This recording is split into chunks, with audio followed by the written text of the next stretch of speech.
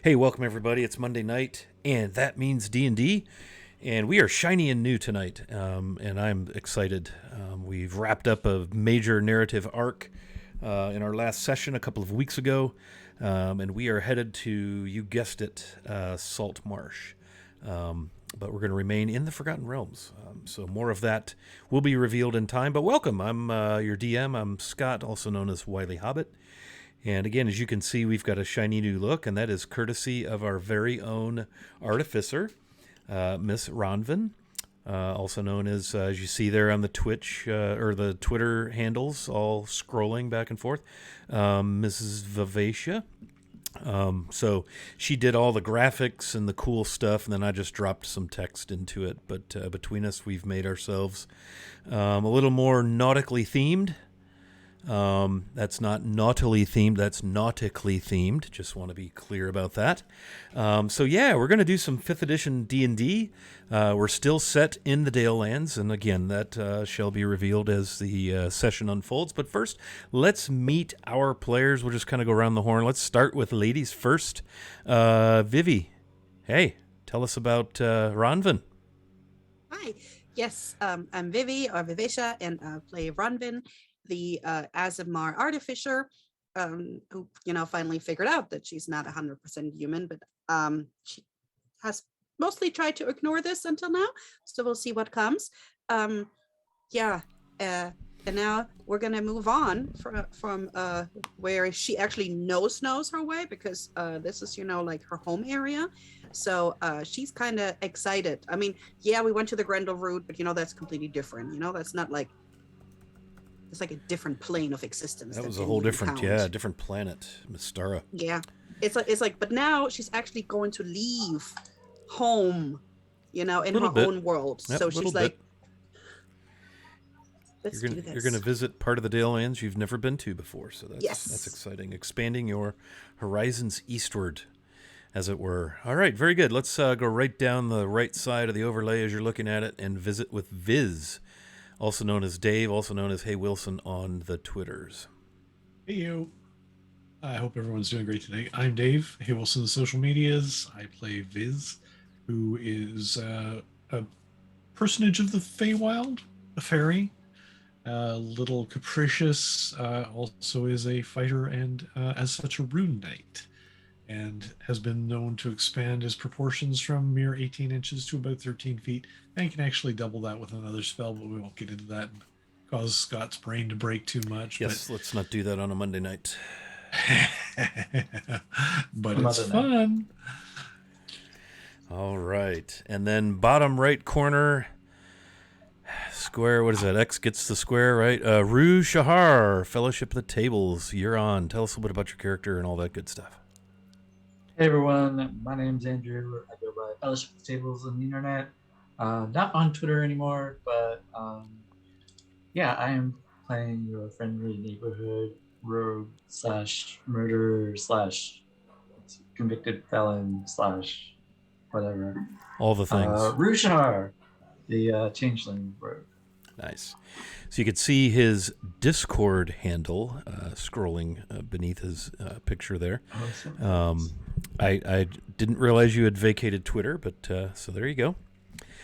All right, we've already met me. Let's go up to the box above me and meet Rance Rumblood.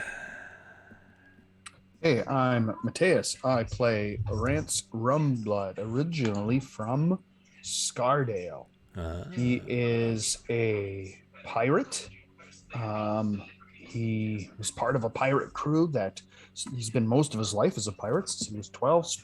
Has been jaunting around that coast there, Selgaunt, Yahoon, Scardale, Pirate Isles. He made it up to quartermaster before his ship ran afoul of some Zents who were seeking them, and all his crew was killed except him. He ran in with these heroes and did some adventuring and kind of liked that, and that brings him to today's game. Very well. Glad you survived it. It was a touch and go there a little bit, but yeah. But yeah, we're kind of going to be visiting your old stomping grounds, or maybe your old sloshing grounds. Sloshing grounds. Aye. Sloshing grounds. Aye. All right. Very, very good. Very nice. And you may have noticed someone new and shiny, just like our overlays. We'd like to welcome to the game our friend Rick. Rick has joined us. He plays some D&D in one of Vivi's games, and we are now going to inflict ourselves upon him, and hopefully that doesn't cause him to run away screaming. But tell us a little bit about True Wolf Vor. I read your Twitter handle. Tell us a little bit about Vor. All right, I am Rick. I am playing Vor, the Dragonborn cleric sorcerer. And earlier I saw some people on the Discord asking for some hints about Vor, and so I will just say to everybody, you'll find out shortly. Gonna learn it in real time. Nice. Well, welcome to the game, Rick. We're certainly glad to have you. Thank you. Excellent. And if you didn't pick up by the dialects, we now have a fully balanced party in that we have 3 friends from Canada and 3 friends from the U.S. So we've got Ontario represented, and then we've got the Yukon, and we got the U.S. people. So we are a nicely balanced party of friends and a DM. So with that, let's talk a little bit about narrative. I'm going to darken the windows and just kind of... Whoops, that's me.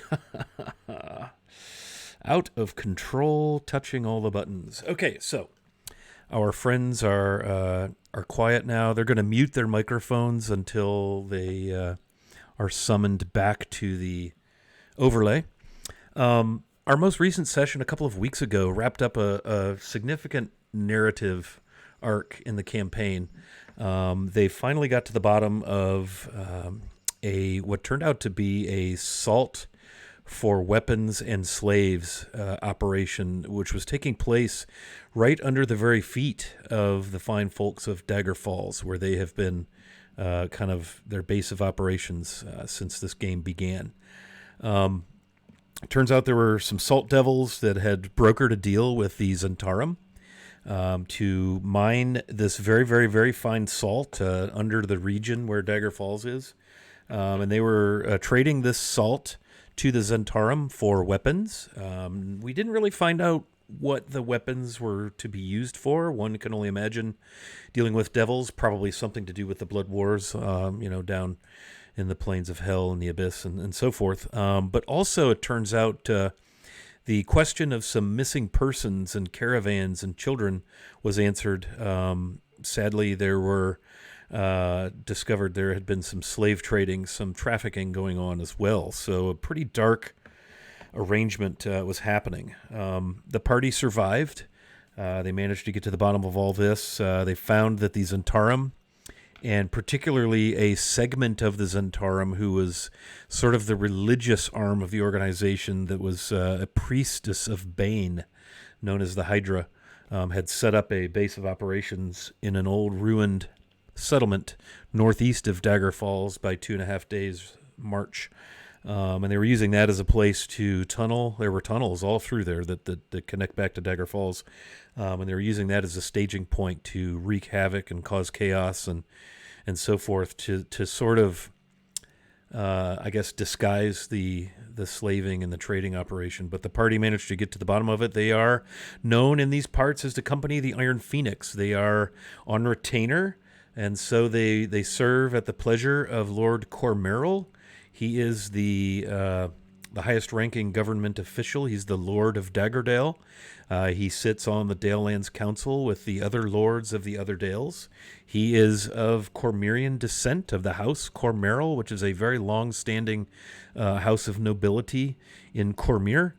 And he's had the party on retainer for a good long time, and they've done some things to keep Dagger Falls safe. They've unraveled some mysteries, hence the name of the game. And it, as we wrap things up last session, he has got a new post for the Company of the Iron Phoenix. It seems they're going to be headed eastward from here in very short order. as soon as they wrap up a couple of little loose ends here in Dagger Falls. But they're going to be heading to the sleepy little fishing town of Saltmarsh. Perhaps you've heard of it as a D&D fan. It first hit the scene. Oh, let's see, what year was that? It's Module U1, 1981. I don't know, my camera's not going to behave. You can't really see it. There we go. The Sinister Secret of Saltmarsh was the original module. It was written by TSR United Kingdom, Dave Brown and Don Turnbull. They actually wrote the story, the narrative, while living in a stone cottage on the seashore in England. Pretty cool, right? It almost the story actually sort of follows the real setting where the authors were. At any rate, we're going to be playing some Saltmarsh, and we're going to be playing the 5th edition version. So we'll be running the Ghosts of Saltmarsh, courtesy of our good friends at Wizards of the Coast. And so we've set it, rather than the original being set in Greyhawk and Keoland, we've set it on the eastern seaboard of the Dalelands, and I'll show you with a map. Okay, so this body of water that you see here thrusting upward, it is oriented that north is up. You can see Harrowdale, Scardale kind of on the left side, that landmass. The big green in the upper northwest corner is the Cormanthor Forest, or part of it. The river that you see, the river, I believe it's the River Liss, drains the Moonsea into the Dragon Reach. The Dragon Reach is a very, very large extension of the Sea of Fallen Stars.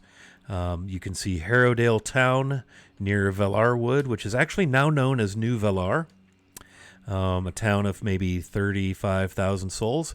And to the north of that, by some 40 to 50 miles, is the fishing village, the aforementioned fishing village of Saltmarsh, you see indicated by the blue dot. And so we'll be adventuring in that narrative. And so if you're familiar with the story, you'll probably recognize parts of it. But of course, we have to thread this in with our characters' backstories and all the fun things that they have already been up to. And so they're going to be sent eastward at the behest of Lord Cormeril from Dagger Falls. The Lords of Daggerdale, the Daggerdale Council, has a new interest in Saltmarsh. And there have become some concerns, and it's so subtle. The rumblings are so faint that they're not even sure. The Lords of the Lords of the Dalelands are not even sure exactly what the issues are, but they're starting to hear rumors and tales of unhappiness, angst, perhaps some skullduggery. And so the party is going to head east. And this is a part of the Dalelands that none of them, save Rance, are familiar with. And so they will meet Vor at some point, somewhere, somehow. And that's all we're going to say about that. So last session, we ended with Rue Shahar kind of giving Zal his life story. Zal is the constable of Dagger Falls. They were on their way, kind of just milling about town together, having returned from this, most recent escapade up in Snowmantle. And Rue finally decided to let someone in, if you will, and shared kind of for you Catholics out there, sort of an attempt at reconciliation or confession, just sort of needed to tell his story to someone. And so Rue revealed that he had been smitten with a member of the Black Network some years ago, a young lady by the name of Luala Blackhand, whose corpse was found in Snowmantle upon the altar of Bane, apparently murdered at the hand of the priestess of Bane, the Hydra. Who knows exactly what happened, but so that was a stunning discovery at the end of the narrative there in Snowmantle. And Rue decided to confess his sins to Zal, in that he was involved with Luala some time ago, but hadn't seen her in years because he had been most recently incarcerated in Neverwinter in a prison for the murder of someone whom was killed during some sort of a break-in or some such. And it is there we will pick up our story this evening, as we will invite, I'm not sure which, I didn't pay attention to which I blocked out. Nope. We will invite Rue back to the, nope. Back to, there he is. Okay, so we will invite Rue back to the overlay, and our scene will open with Rue and Zal standing kind of, I'm picturing you guys maybe in the constabulary behind the stables, maybe against the westernmost wall of Dagger Falls, having sort of a clandestine conversation. There's Dagger Falls, the very western end of the town that's walled. Inside the wall is the constabulary. And I'm picturing you two just standing there, Zal with his jaw a little bit hanging open, a little bit stunned at the information you just shared. Rue, are you serious? You've killed someone? Tell me what happened. This was 3 years ago.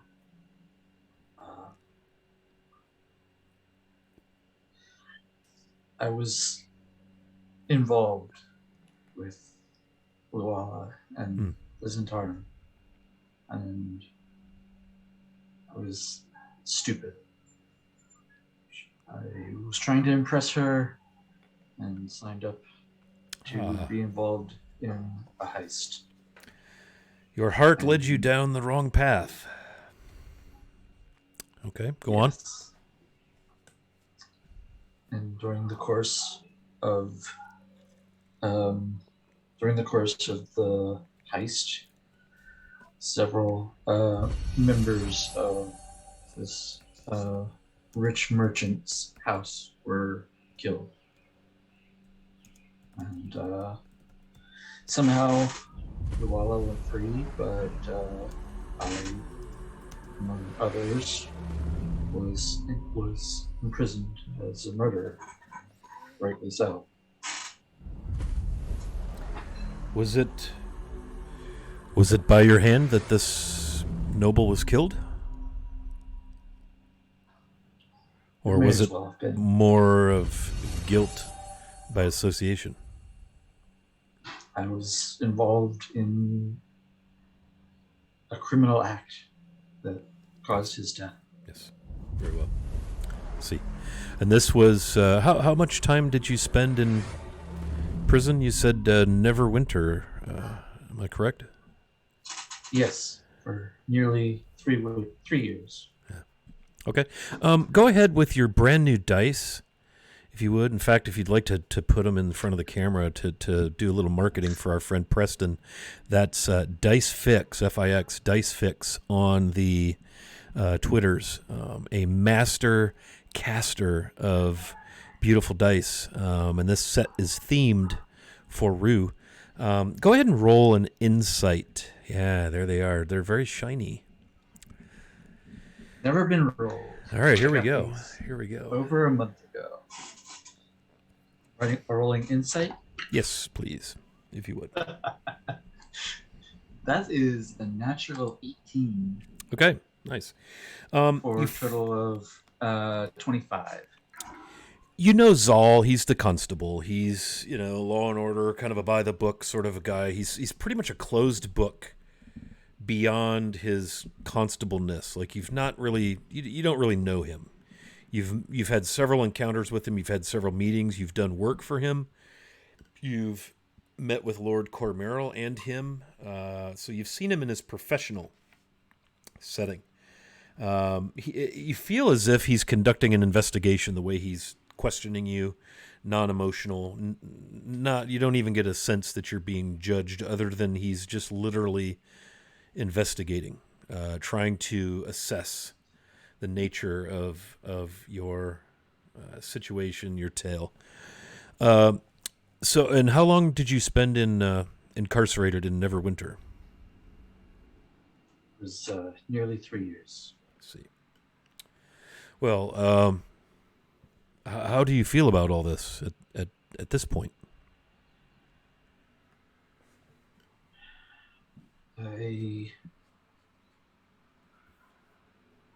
I feel as though I need to atone for what I've done.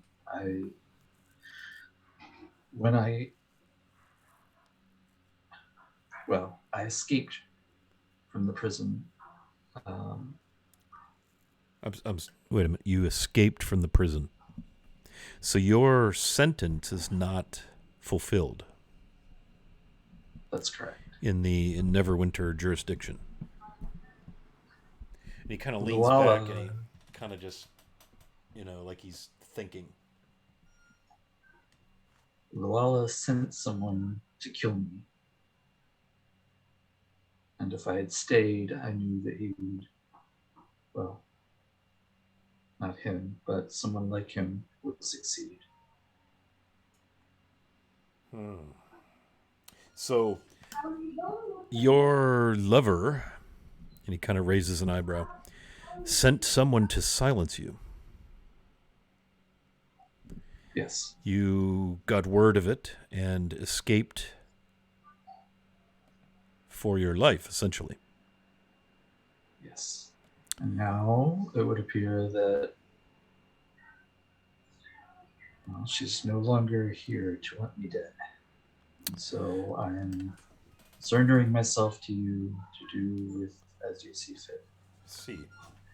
Well, this is an interesting tale you tell. I have to say I'm somewhat surprised, having known you in a very different way.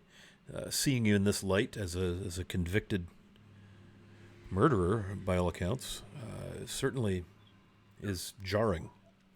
Because I've known you to be a man of your word, a man of honor, a man of thoughtfulness and kindness, albeit a bit guarded. Now I understand. Those are the things that I wish to be. Yes, of course. So were you? So I assume that the events that led to the demise of the noble and your incarceration brought an end to your personal affiliation with this Zentarim Blackhand.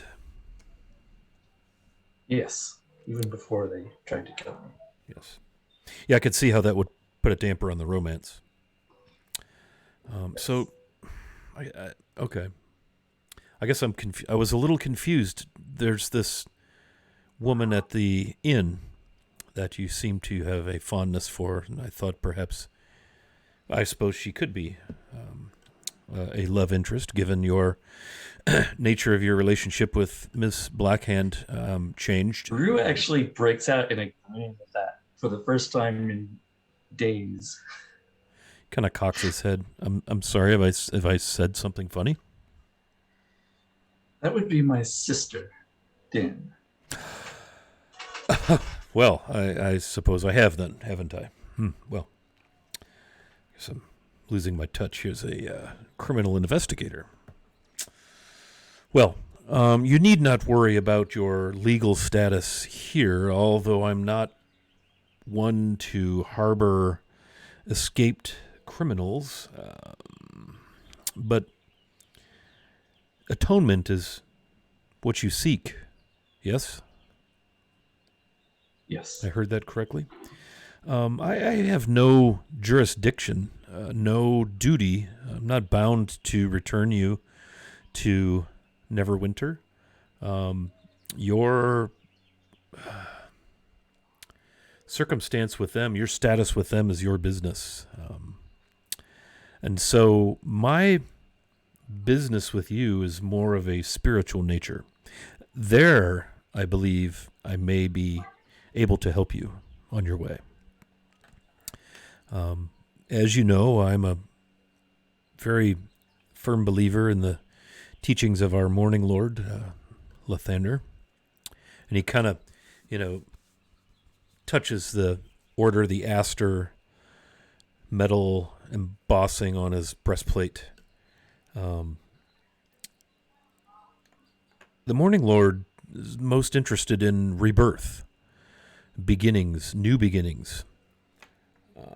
And so with the business of atonement, I think that you might find your answers in his teachings, if that is something that you wish to explore. And I could certainly help you with that intentional path of change. It is something I've already begun to explore. Is it the light of Lathander? Yes. Tell me more In about that. fact, one of the acolytes at the temple have been instructed to go and see him and begin learning about Lathander. Ah.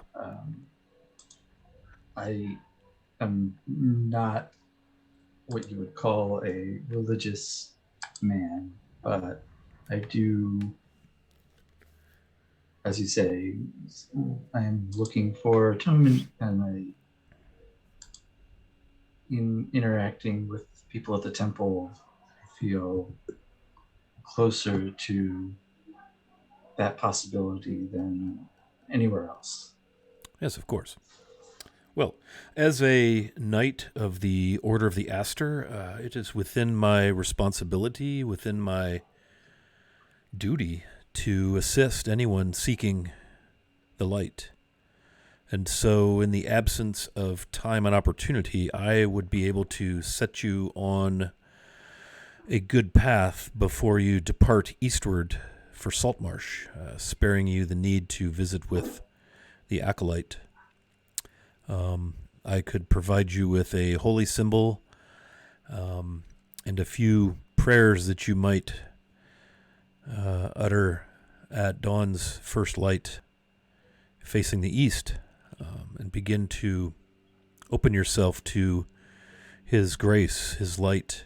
For Lathander is, again, all about beginnings, or in your case, a new beginning, a rebirth, a recreation of yourself. I've seen ample evidence. As I said, I was a bit stunned when you told me your tale. I've seen ample evidence of your attempts to not live the life of a criminal just in your brief time here in Dagger Falls. So perhaps your atonement might involve the rehabilitation of another who might benefit from finding a new way. So as a knight of the Order of the Aster, I would lay that at your feet as your way to begin to build a relationship with Lathander and atone for your transgression. Help find another soul who might be rehabilitated with the light of the Morning Lord. And for your personal part, pray on a daily basis. Ask for his light to shine itself upon your way to help you stay true to your new mission, your new identity, if you will.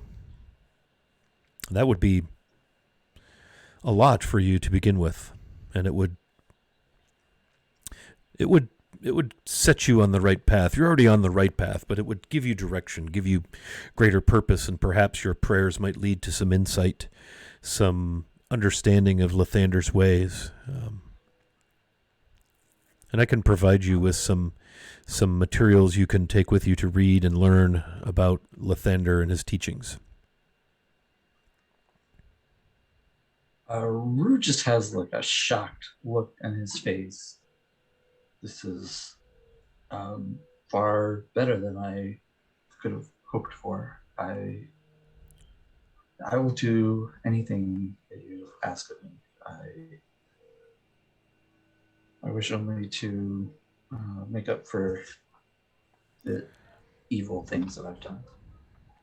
Well, perhaps a new life as an awakened acolyte of Lathander, perhaps becoming a Dawnbringer one day, a priest.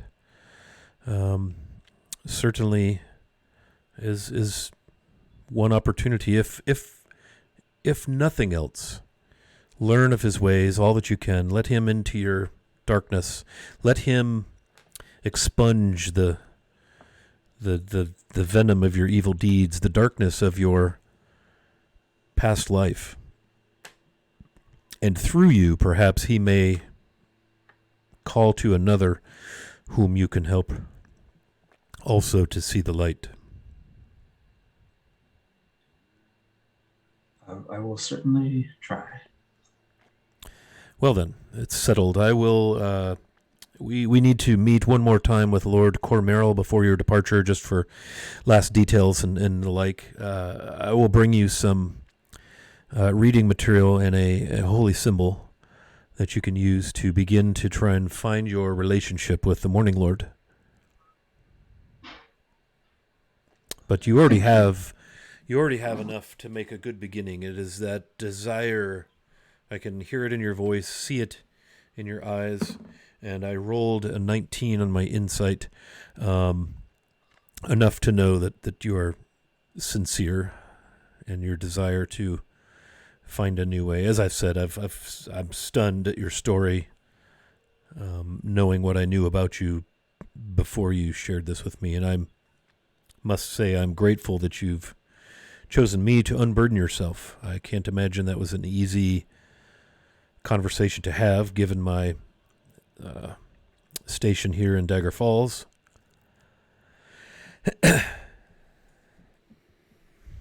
I figured you should have the opportunity to determine my fate. I've seen the wisdom with which you bring justice to this town, and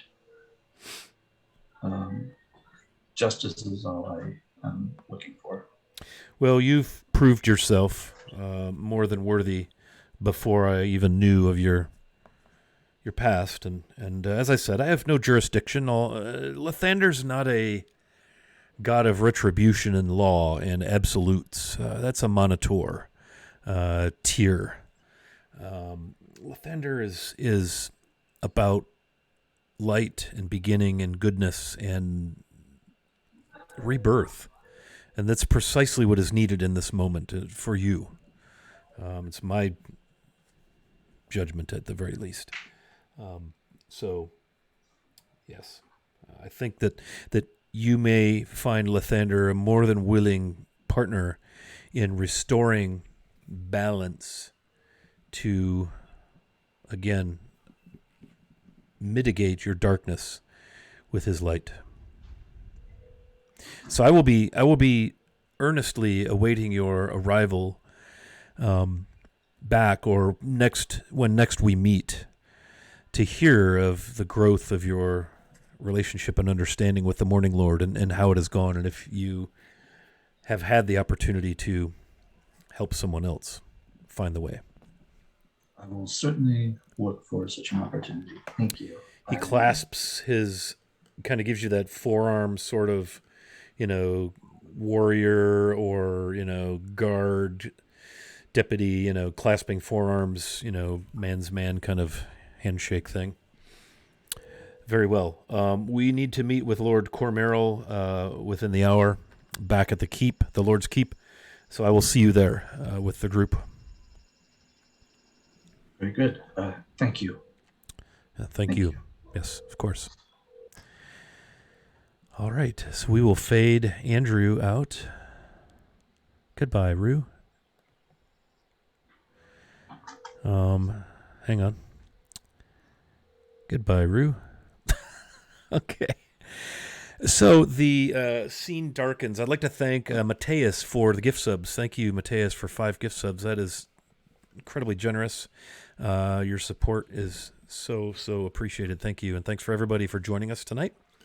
I'd like to bring the curtain up on our newest member of the party, Vor. Poof. There you are. Hello, Vor. Oh, the horror. Oh, the horror. Hello. All right, so everybody else is muted. It is you and I, and the scene opens in a bustling small town that you've been here for a month or so. Um, I believe you've rented a room somewhere in a like a boarding house type arrangement. Care to expand a little bit, maybe for our viewers, as to whatever you wish to share about your purpose here in Saltmarsh? That basically is Vor's purpose in Saltmarsh, is just finding purpose.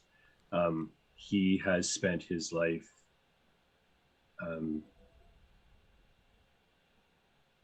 mostly learning what it is to serve. Kellen Vor, his chosen deity, which he learned much of what he knows from his adopted father. Worked with him on a fishing boat until he passed away at a ripe old age. And as per his request, decided to travel. We spent many years on a merchant ship. And after leaving the employ of the merchant ship, has decided to travel inland. And Saltmarsh being one of the first areas inland that he'd ever heard of, he decided to start there. Yes. And so it is the wish of your now deceased sort of adoptive father, Kirk, that you see the world travel and maybe adventure a little bit. And so here we are in Saltmarsh, of all places. Yes. So I think what I will do is I will put up, again for our viewers, the map of the Saltmarsh region. The blue dot just east of Velar Wood, north of Harrowdale Town, now known as New Velar, is where Saltmarsh is.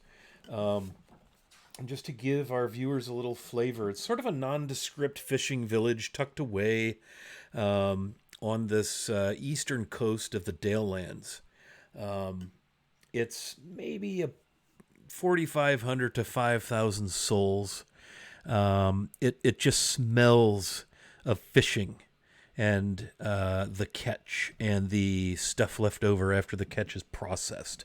You know, there's a few large fish processing facilities, numerous docks, 3 taverns, what you would expect. There's a town militia, there's a town council, there's politics, there's much drinking and carousing, and there's a fair amount of trade in Saltmarsh. In addition, fishing is the main thing, always has been for centuries. By centuries, I mean 200-300 years. But more and more, there has become a greater merchant trade.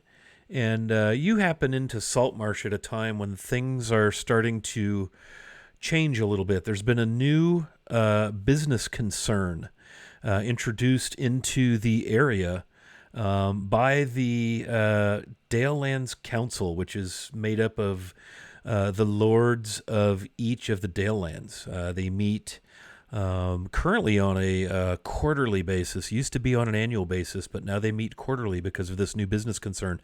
And from what you've been able to glean, their aim is to drive business, to grow Saltmarsh into a major trading port on the Dragon Reach, on the Sea of Fallen Stars, to the betterment of the Dalelands, to the betterment of the peoples of the Dalelands, from an economic perspective, from a cultural perspective. And the new business concern that is hoping to be the center of all of this is a silver mining operation.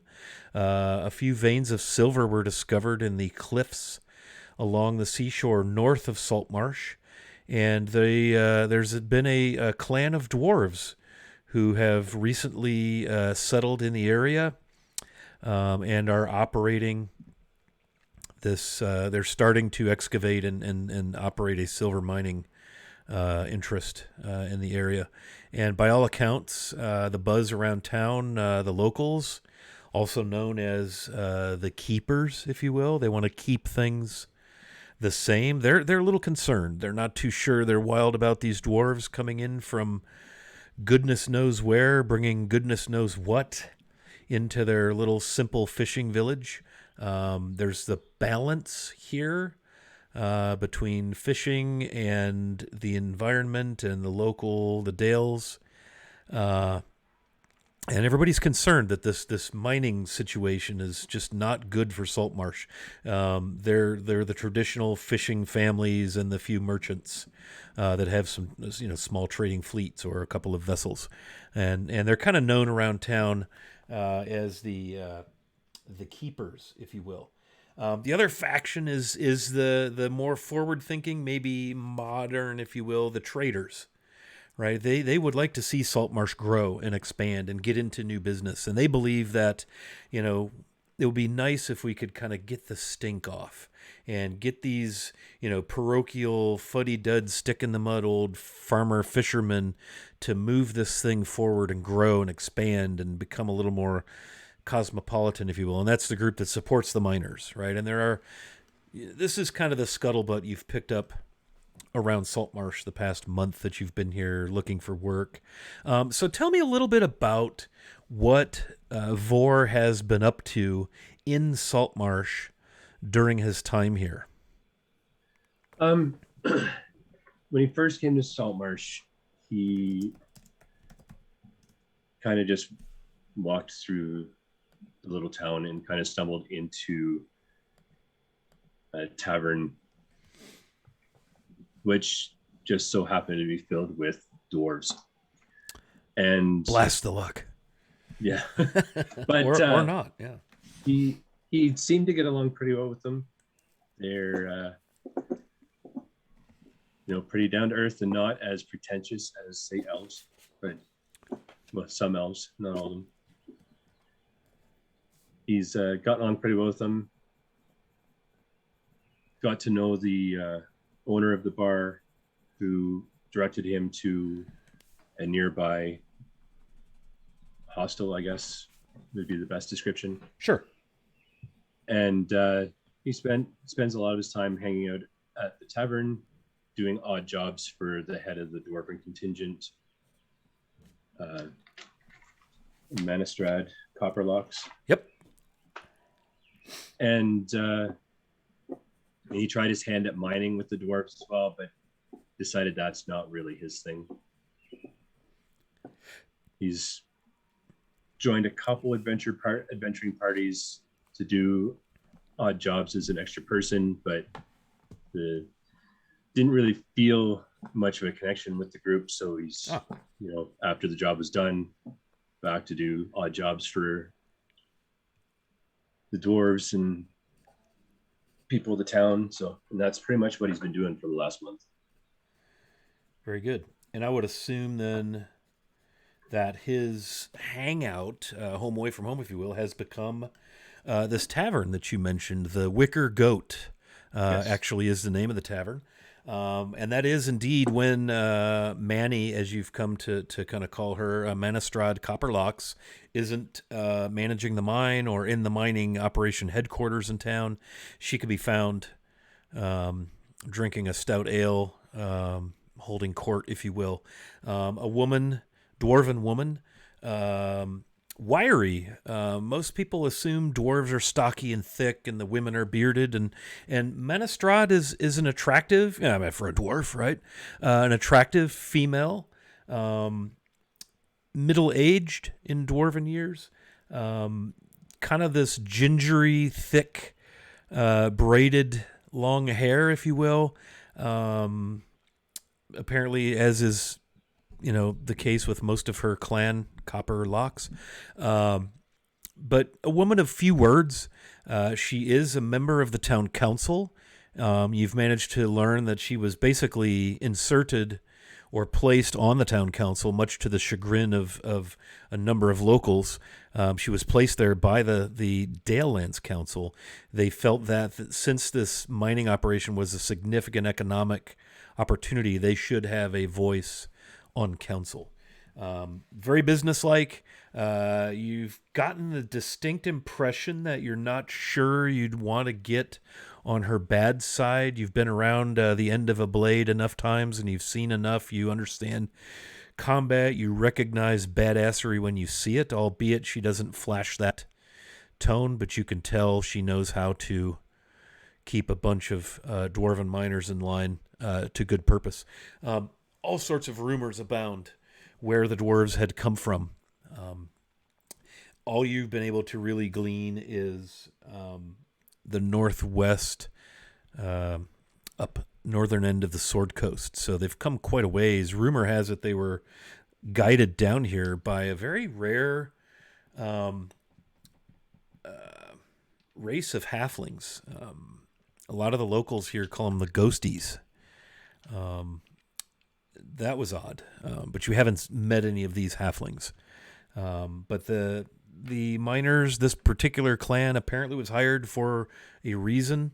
It's not been divulged to you, but you've gotten the sense that Manistrad Copperlocks is not one to be trifled with, taken lightly, and she doesn't seem to suffer fools very patiently. Very much a woman of action. She's dressed most of the time in working leathers. You've seen her with a chain shirt, maybe for her council meetings, with like a nice cloak.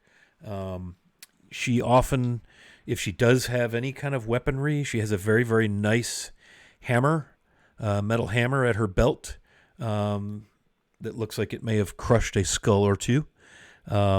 She doesn't have a beard, but she definitely has, the very thick, coarse hair of a dwarf, and it's, again, very ginger, coppery colored. Most often, either in a single braid or numerous braids that feed into two braids. And sometimes she'll have little bits of shinies and things braided into her hair. More as a statement of some sort than a accoutrement. It's like a statement of status or a clan bit or something in her hair versus trying to put some bling on because she's a lady.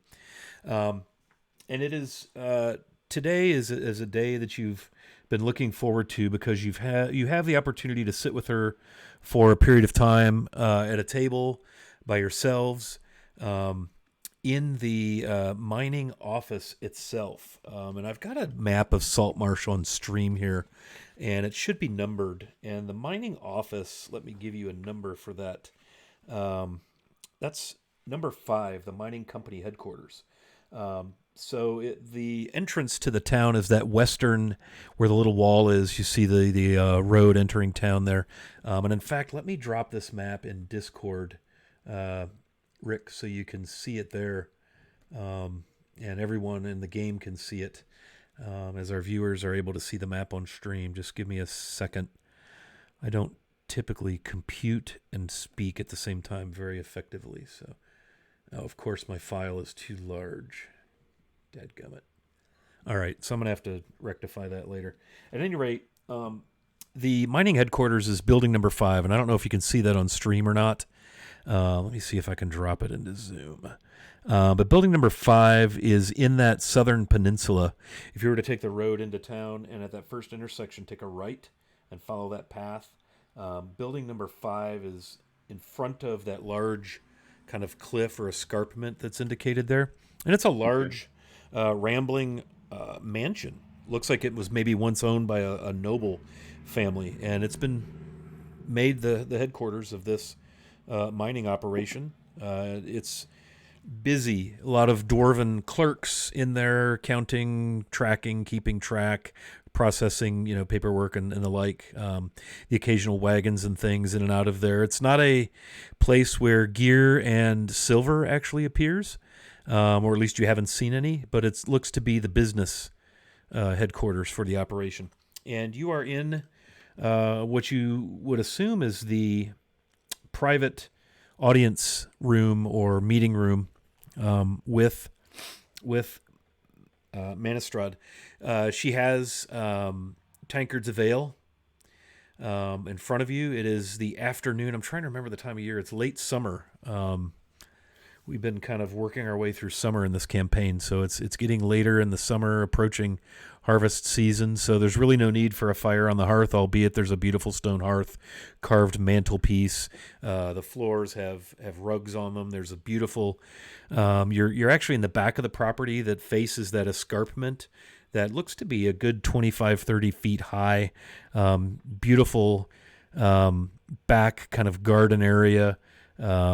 With lots of small trees and shrubs. It's nicely maintained. Just a pretty scene out the window as you two begin to speak. And she says, "Well, so Vor, you've done a really, really good job helping us out. You've gotten a few of my men out of some rather difficult medical situations." And she kind of chuckles, thinking back to a couple of really nasty broken bones. Minor finger amputation, hands crushed, concussions, all things that you have been able to deal with.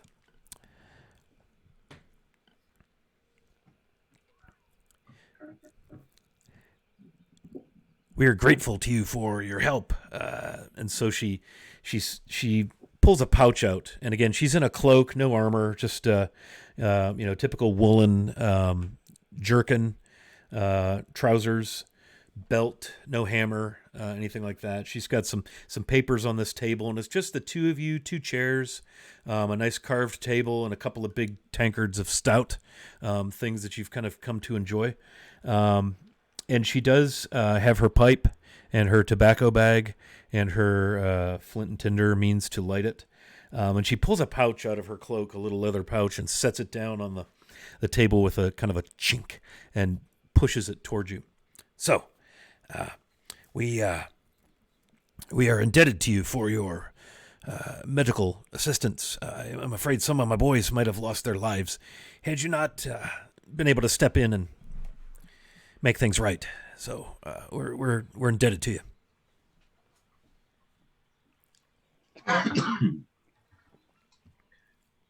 Well, you're most welcome. It was deemed not to be a time for them by Lord Calmore, and so I did what I could to ensure that they continued to be able to spend their allotted time here in this round. Yes, well, whatever. I don't know about all that, but seems Moradin couldn't find his way clear to take care of them, so we owe you, and so there's 25 gold in there, gold pieces.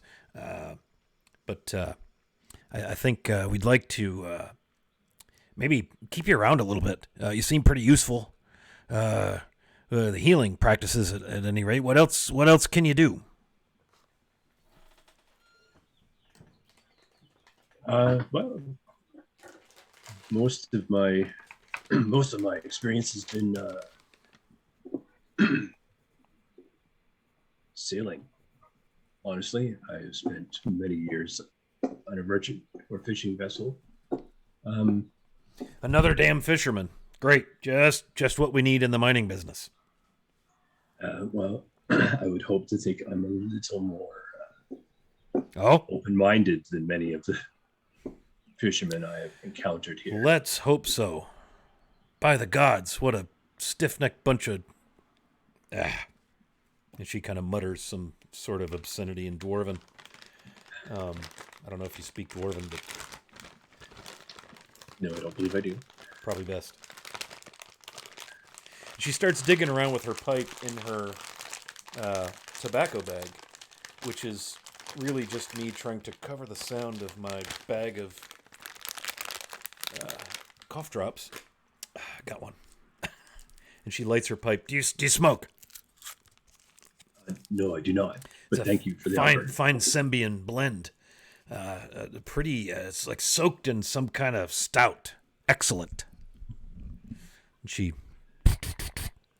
gets a clay pipe lit, kind of a short stubby with a big bowl on it. And sure enough, you'd swear you smell the pungent, beside the tobacco, but this waft of beer, stout, coming across as she gets her pipe going. Vor just kind of sniffs a little bit. I am not surprised at all that your dwarven tobacco smells like ale. Great, isn't it? I will take your word for it. Very well. So, The, fishing Vor- isn't going to help. What else can you do?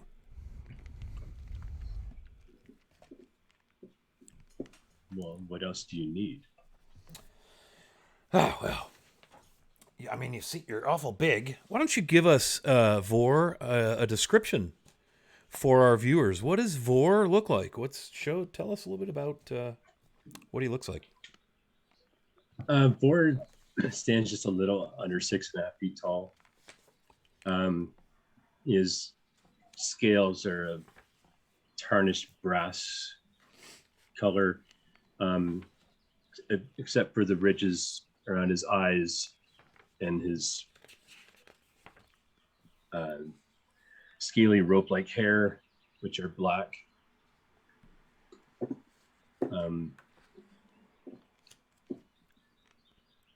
He's in his mid-20s, between 200 and 300 pounds. Silver eyes.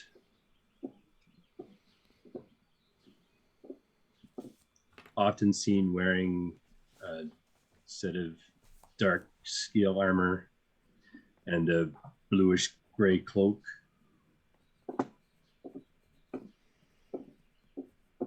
So he casts a pretty formidable visage. Yes. Not a ton of Dragonborn. You're the only one you've seen in town. Again, it's a small town, right? Harrowdale to the south, or New Velar, more like, I want to say maybe 40,000. I'll give you a better number than that. And Scardale also. So this is a small town, but you haven't really seen any Dragonborn so far. Mostly humans, some elves, some half-elves. You've noticed and you know there are villages, or not so much villages, but little settlements of halflings scattered across the farmlands that surround the area, especially inland and southwest. You've noticed there are these little groups of halflings, and it seems like every collection of halfling homes, for lack of a better term, there's always a little inn. Just always.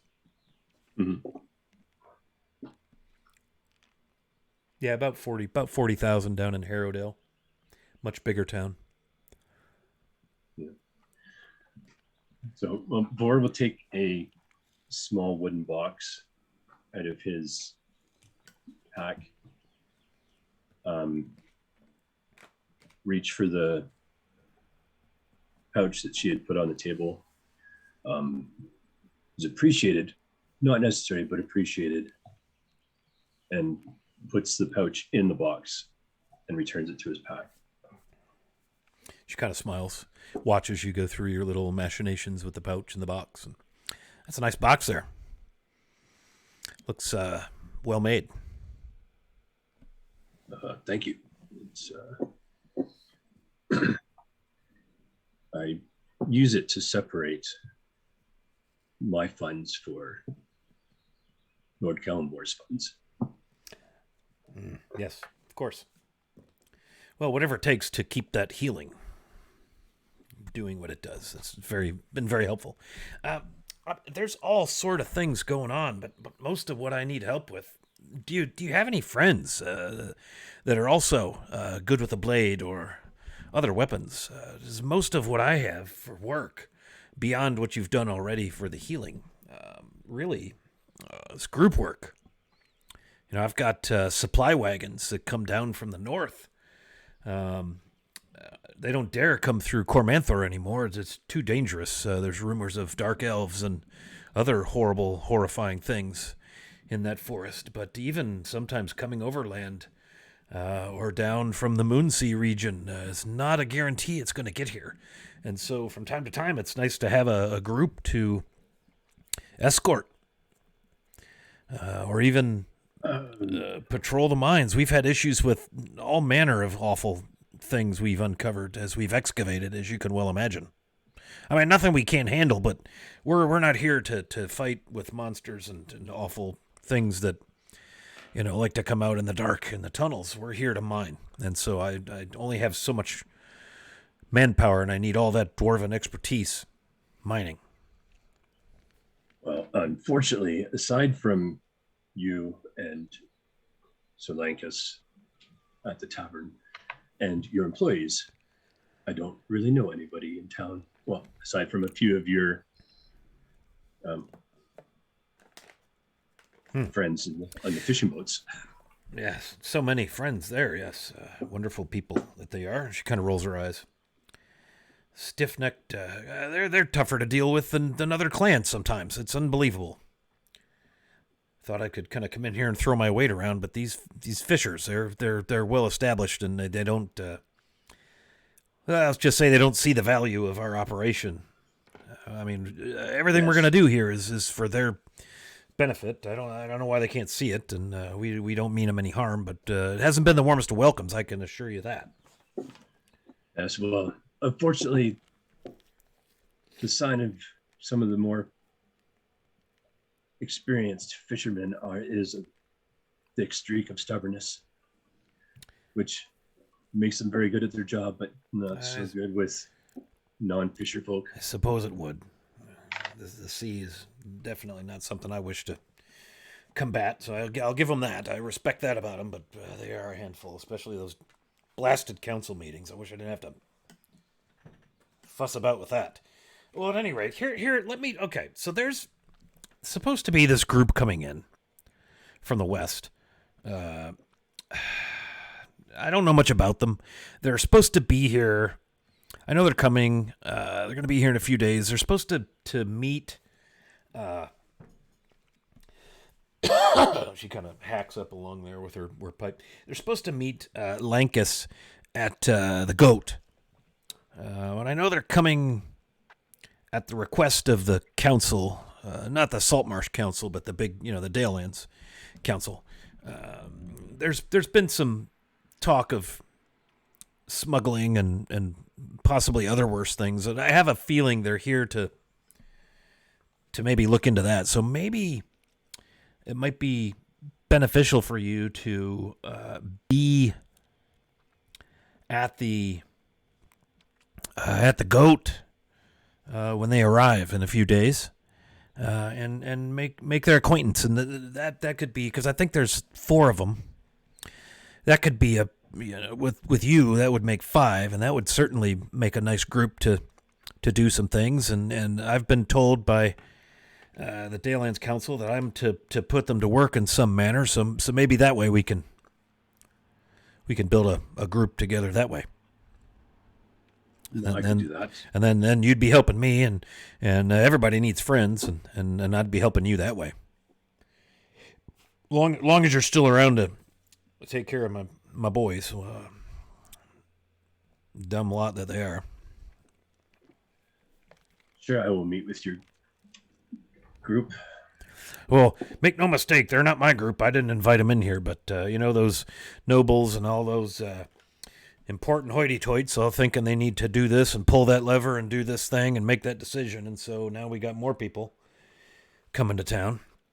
Again, I'm not entirely clear on the purpose, although I think they're here for us. But maybe you could help me learn what that is. Maybe that could be a thing. I have no problem with that. Maybe you could be help you. You could be my guy in the group. Kind of maybe let me know what's going on. Most definitely, I can help you with that. All right. Well, I'll tell you what then. She pulls out another pouch and sets it in front of you, a little smaller pouch, and it just kind of goes thunk on the table, and it looks like it's full. It doesn't chink and clink like coins, and it's tied with a leather tie. She goes, "Here, there's a little something for you for that. Maybe you can just let me know once you meet them, and just see if you can find out what it is they're really up to. You can't be too careful with dealing with all these fancy clothes wearing lordly types, and they don't know a good blade from a blade of grass, and I'm just a working stiff out here trying to make things happen. And although this, compared to our last mine, this is quite a vacation, but it has its own challenges, mostly the stupid politics. I don't know which end is up and who I should be looking over at my shoulder at and who I should be putting my arms around.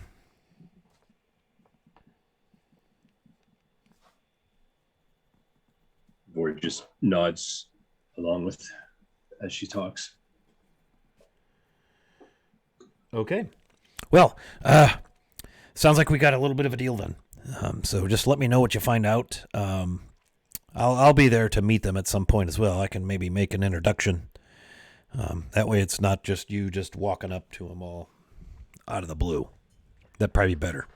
Well, if they're here to meet with Lankus, I'm sure I can get him to provide an introduction. And once I get a bit of a measure of them, I can bring their that maybe that's representative better to meet you. Maybe that's better now that I think about it. She kind of scratches her chin and takes a big big pull on her pipe and big drink out of her tankard. Maybe that's better that I don't introduce you, because then they won't think that we know each other. Yeah. Well, I don't see how it would matter if they knew that we knew each other. Well, either way, I appreciate it. But yes, I will meet them and bring their representative to meet you, and then you can discuss with them what the reason that the council sent them here is. Sounds good. Very well. Okay. And she kind of stands up, and clearly she's already mentally elsewhere. Like, she's done now with you and this, and she's already... So, I'll see you in a few days then over at the Goat. Yes. Till then. Very well. Nice to see you again, Vorin. Thanks again. And she kind of reaches up to give you a very, very, very firm, gauntleted handshake. He returns the handshake and leaves the room. Yeah. And she's just stands there looking out the window, kind of turns her back to you, almost rudely, going back to her thoughts, taking another big pull on her pipe as you exit. Okay, we will fade this scene to black, and we're going to take a quick bio break. By quick, I'm talking like 5-minute little bio break. And when we return, we will lift the curtain on the party back in Dagger Falls, having their last get together with Lord Cormeril before they head east to Saltmarsh. So don't go away. We'll be back in just a few moments. We'll see you in 5 minutes, about 8:45 or so.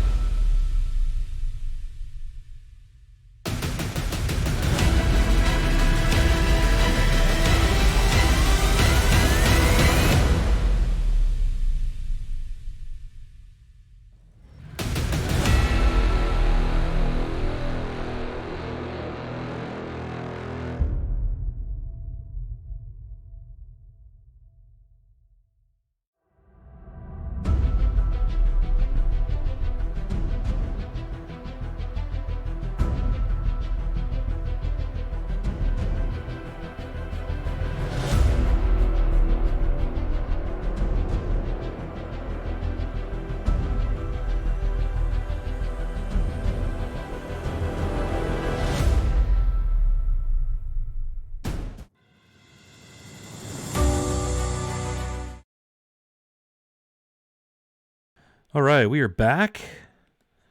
Let me get the right people in the windows. Let's see, there's Rue.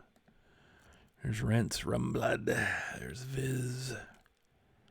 And there's Miss Vivi. Okay, so our next scene will be in the Lord's Keep in Dagger Falls, the private audience room. Think like large, walnut paneled, well appointed library-ish conference space. In fact, Lord Cormeral's chair is actually set a full 6 inches. It's on a pedestal above the rest of the room. And it is Ronvin, Viz, Rue, and Rance. And if you notice, everybody is mostly 7th level. Rue is actually, I have Rue as a Rogue 7, but Rue is not going to be Rogue 7. Rue is going to be Rogue 6 plus another thing. But yes, the party is essentially 7th level. Okay, so you guys and gal are seated around the table with Zal and Lord Cormeral. Cormeral raises his wine goblet as is customary when he begins his meetings. Oh yes, well met, good to see you all once again. So, based on our most recent conversation, I presume you're ready to head across the Dales to the east to Saltmarsh, is that correct?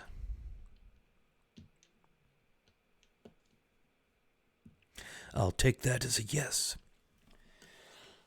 So, here's what we need to do. As I mentioned in our last conversation just yesterday, your purpose in Saltmarsh should not have anything to do with myself or the good constable or the council of the Dalelands. You're there on your own business as a group. Be discreet as far as our relationship, if you would, please. I'm going to send you to a place called the Wicker Goat. You'll recognize it as you come into Saltmarsh from the western side of the town. Enter through the wall. You'll encounter a couple of military, the town watch.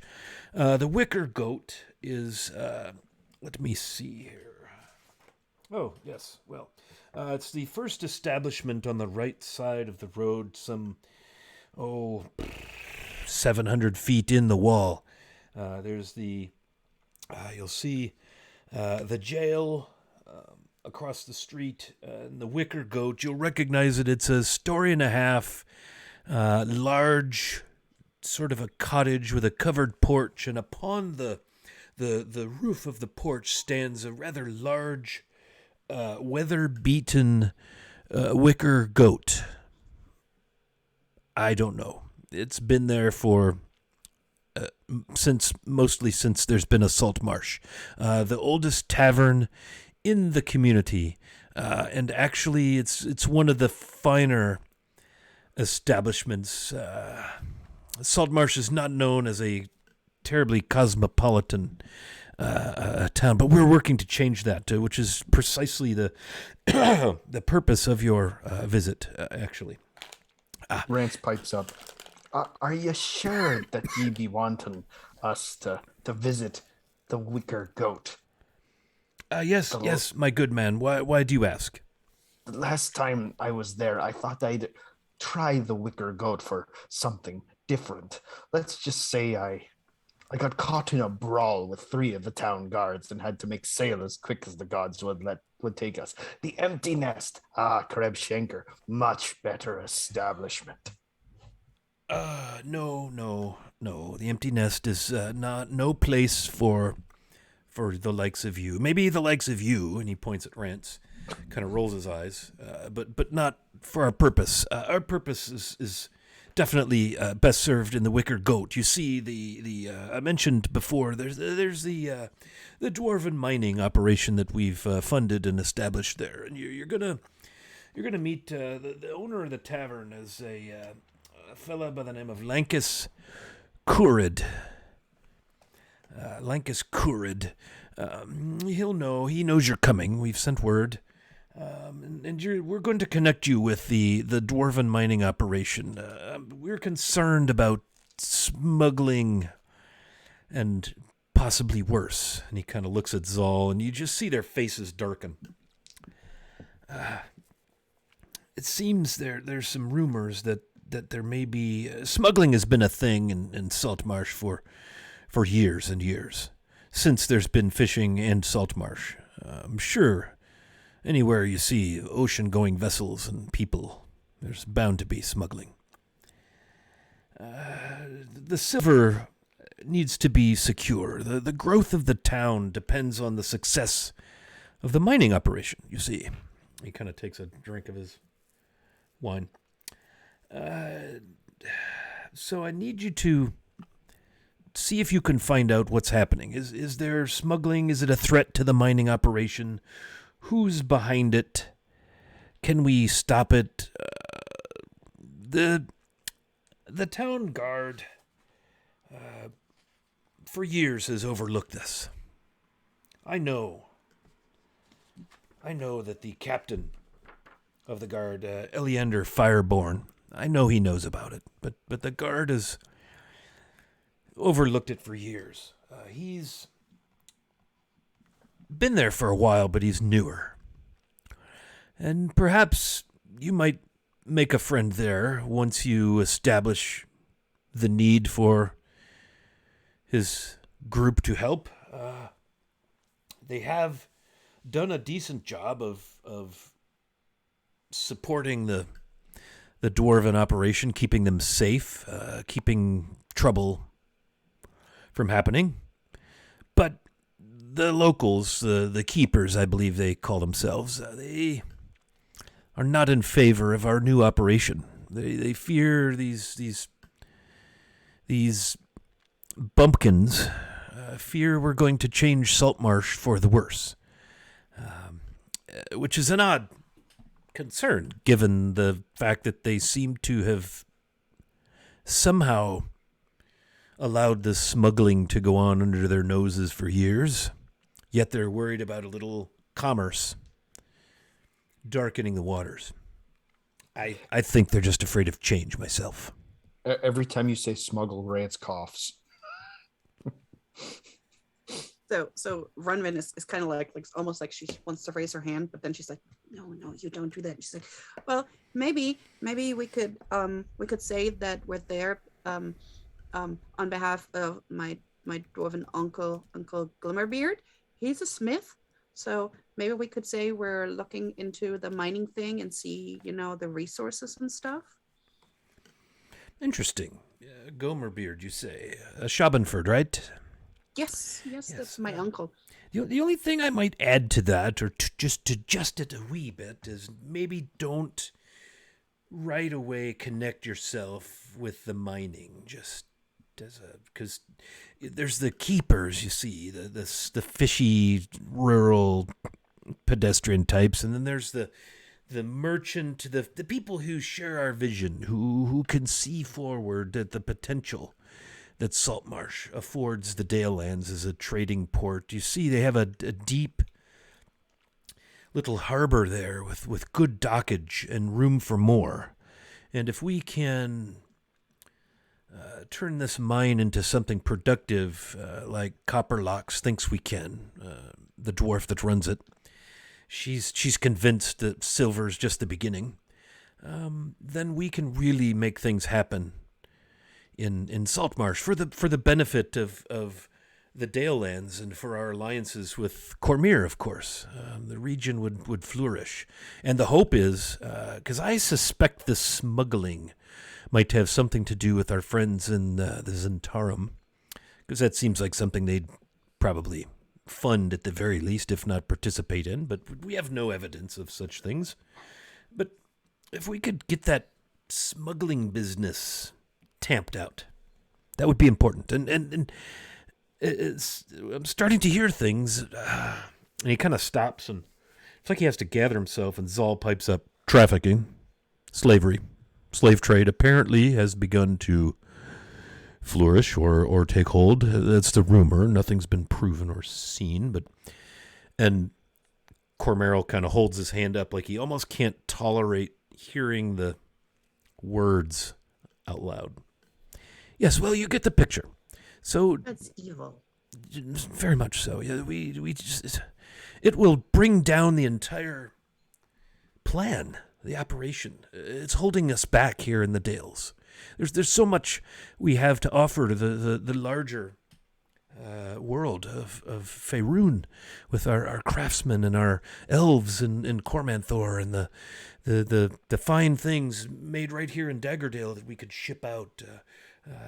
So you see, the mine would provide the economic basis for the growth, the mercantile success, again, for the betterment of all.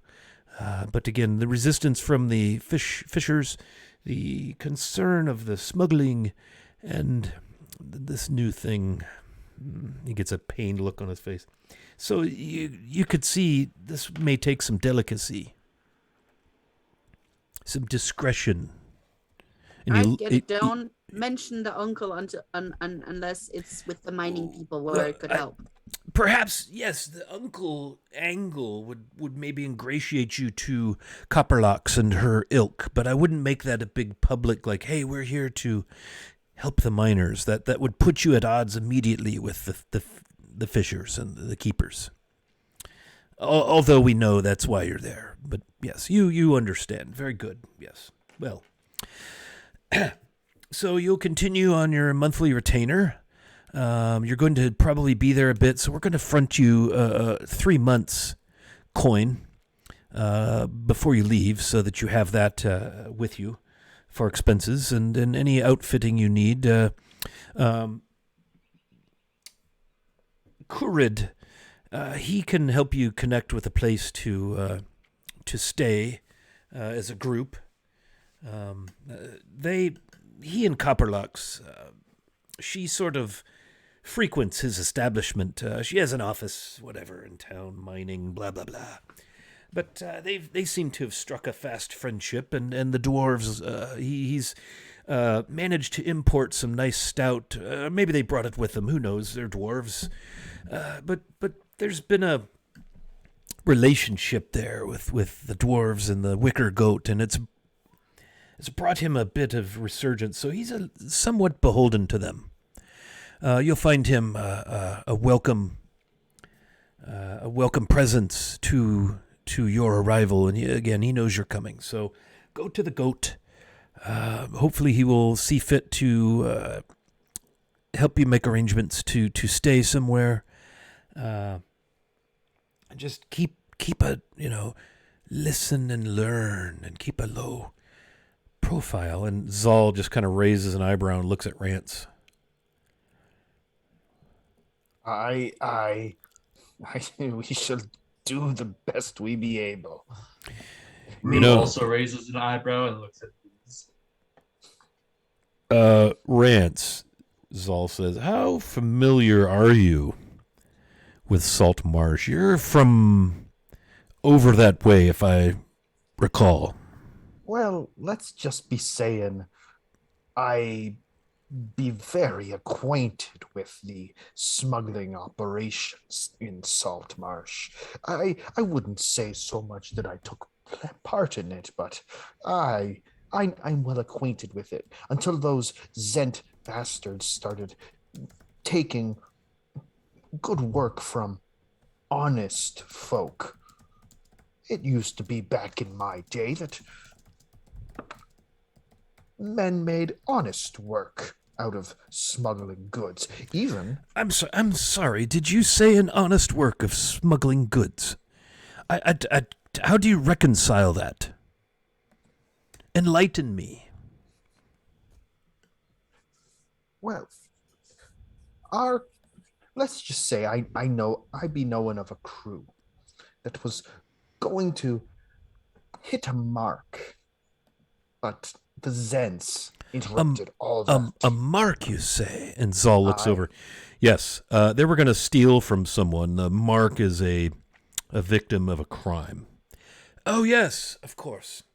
And you say the Zents stepped in to protect this mark and stop your this thing you are aware of. They stepped in to take it over themselves.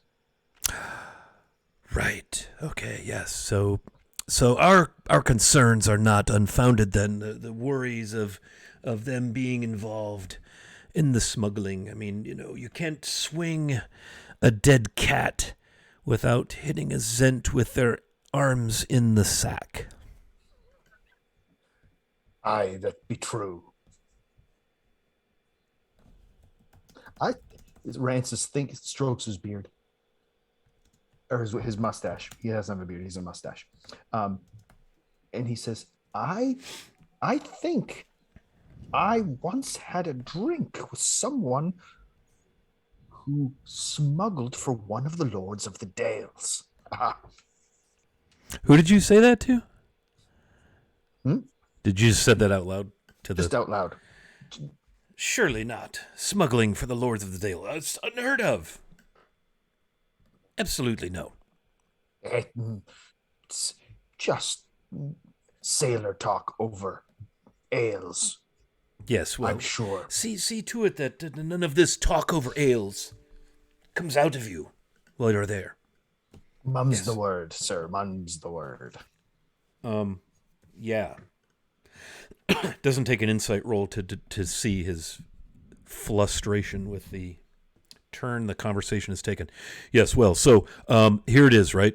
Discretion, quiet, learn, listen,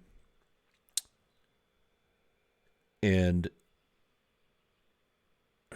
yes, we will have Kurid will have someone that you can a courier should you need to reach us. Send word of your progress.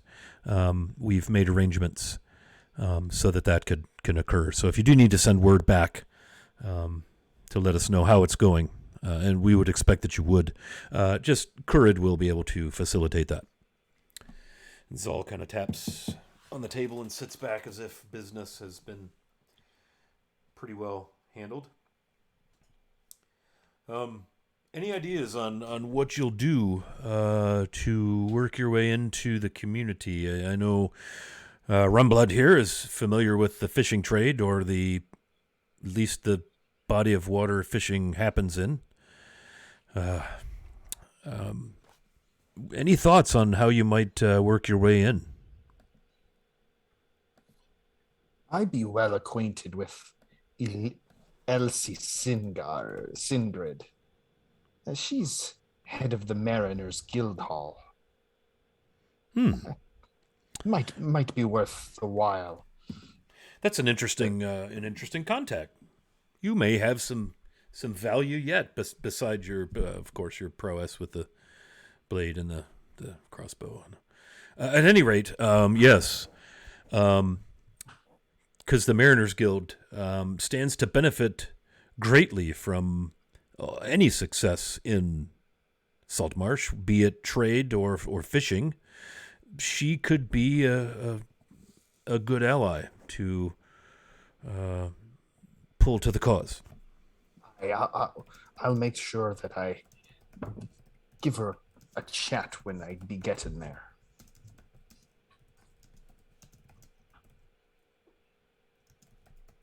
That's a good idea. Yes. Just again, discretion. Better part of valor, sir. We will, I'm sure, Kurid will get you connected with Manistrad Copperlock. She's the dwarven lass who runs the mining operation, not to be trifled with. Good hand with a hammer, strong negotiator, and she is on the town council in Saltmarsh. Zal kind of nods. Oh, yes, indeed, she is. Cormeral chimes in. A bit rough around the edges. I haven't dealt with her much directly. Saul seems to be better with all of that. But I've had more to do with trying to assuage the concerns of the keepers. One Gellin Primewater, in particular, he's an ally of the lead fisher, Ida Owland. Her family's generations and generations of Owlands have been very successful fishing in the waters of the Dragon Reach out of Saltmarsh, and they're the main opposition to the mining. They haven't come out as such, but they stand to lose the most should the fishing business go sour. What baffles me is how they don't have any interest in seeing the smuggling come to an end. I can't reconcile that myself. They must have an interest. So, are there any questions?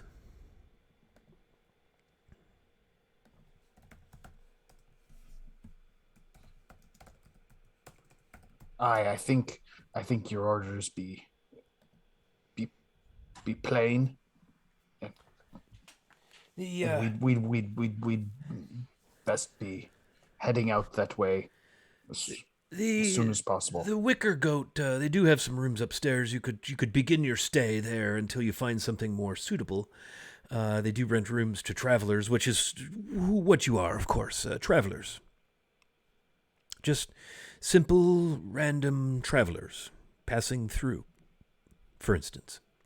Maybe looking for work of some sort. And you still be wanting us to come in separately, myself one way, the rest of the crew another, right? Oh, I hadn't thought of that. Well, I told him that I told Lankus you'd be coming as a group of 4, so he's expecting 4. That will be fine, I think. Yes. Oh.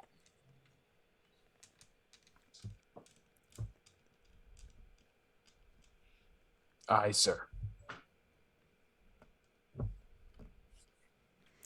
Well then, we'll be sure to follow Rance's lead. I'm sure he won't.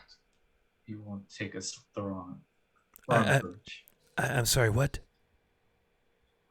What did you say? You were going to follow his lead? Of course, Rance knows Smart boy. Knows the players there. Cormeril kind of sets his goblet down and swallows like real hard and looks over at Zal. And Zal looks at him, and they kind of look at each other, and they look at Rance, and they look at each other. And all of this takes about 20 seconds, this looking. Zal nods. Well, actually, that's probably not a half bad idea, as much as it pains me to say it. Don't ye be forgetting that I know how to take orders, and I know how to put on a good show. Don't forget, I was a pirate. Yes, I've seen you in action, and you've proven yourself. We give you a bit of a hard time, but you're a good man, all of you, or you wouldn't be here. Yes, well then, here's to the success of the company of the Iron Phoenix. Yes, we will be anxiously awaiting word of your success and anything you've learned. And he raises his goblet. It pulls out a flask. Yeah, there's per usual. There's mead and water and wine and ale and stout. All his table is never lacking for beverage and also charcuterie, which is typical.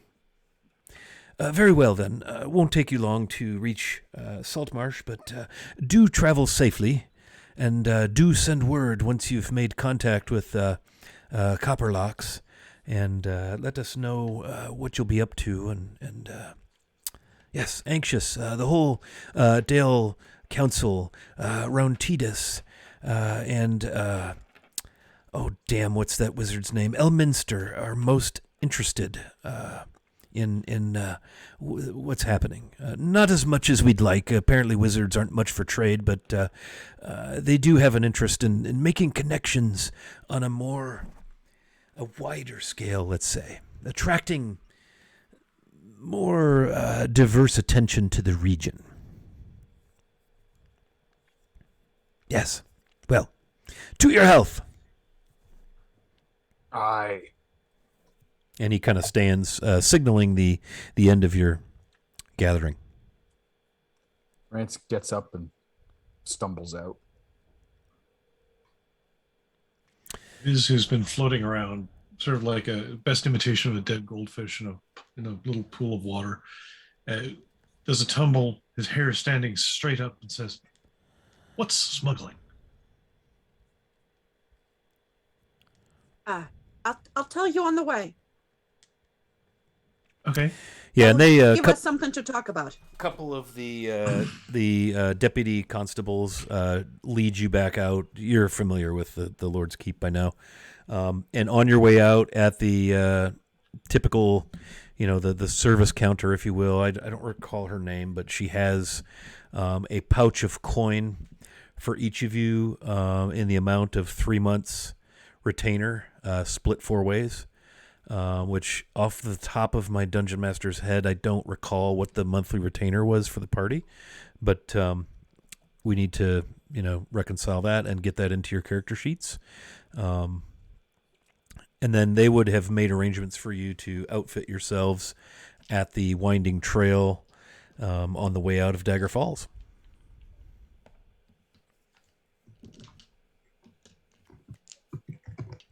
And strangely enough, Asha Tanner, her name has been chiseled off of the wooden sign as proprietor of the winding trail. Who's the proprietor now? Is it the half orc? Yeah, the big half orc. I can't remember his name either, but yeah, he's now and his name is like chiseled, like wood burned, etched, chiseled very roughly into the sign, or some such. But yeah, and he's behind the counter in a big leather apron doing the proprietor thing of the outfitter. Are you going to make us role play the whole travel, or are we? Now we're gonna go ahead and draw the curtain closed on this scene, and then we will open the curtain with you approaching Saltmarsh from the west. And as you can see on the map, the area indicated by the numeral 1 is the entrance into town, if you will, the gatehouse.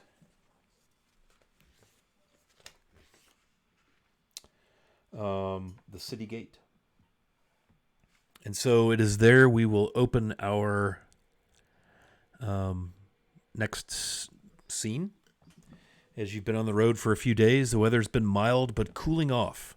The nights are downright chilly as we get into very, very late end of summer. We're not quite to autumn yet. I'll get you a date and time before next session so that we have that kind of etched in our time log. But you are approaching. You've passed numerous. Let me put the regional map back up. You did notice on the way in a number of very small halfling settlements. You would have taken that road that cuts between the large forest, Cormanthor, and Velarwood. That forest there. Let me see. And there's a little settlement right near there. Whoops. Hang on. Let's see. And that settlement is called something. There we go. That settlement is called Burl. See where it says Vellersburg? That's Burl from the story. So Vellersburg is there. I can tell you a little bit of that because you're going to pass through it. So Vellersburg.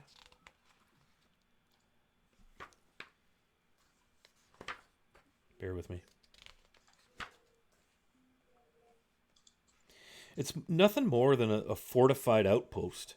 It's a quick stopover.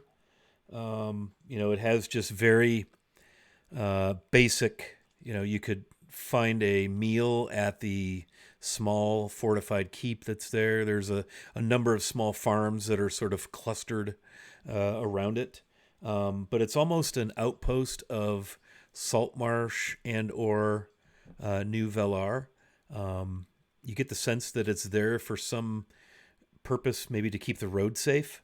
But you're right on the outskirts. You're between the large, dark forest of Cormanthor, home of the elves, the source of great magic. The Weave has a strong source deep in the forest. Over the years, there have been drow who have come to the surface in the forest. There's rumors of all manner of horrific creatures and things that live and dwell and prey upon the naive and the innocent that venture into the forest.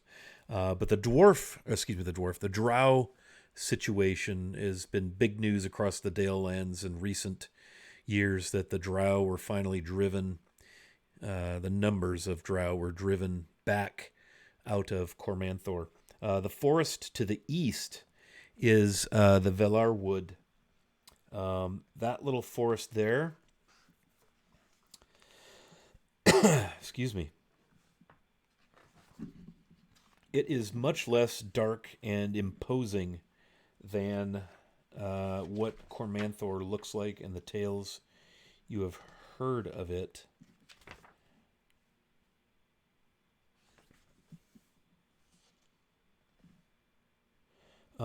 Interesting to note there, the trees have this silvery sheen on their leaves and on their bark. And Viz, you particularly seem drawn to that. It just seems a little reminiscent of maybe a type of tree that you had seen in the summer court.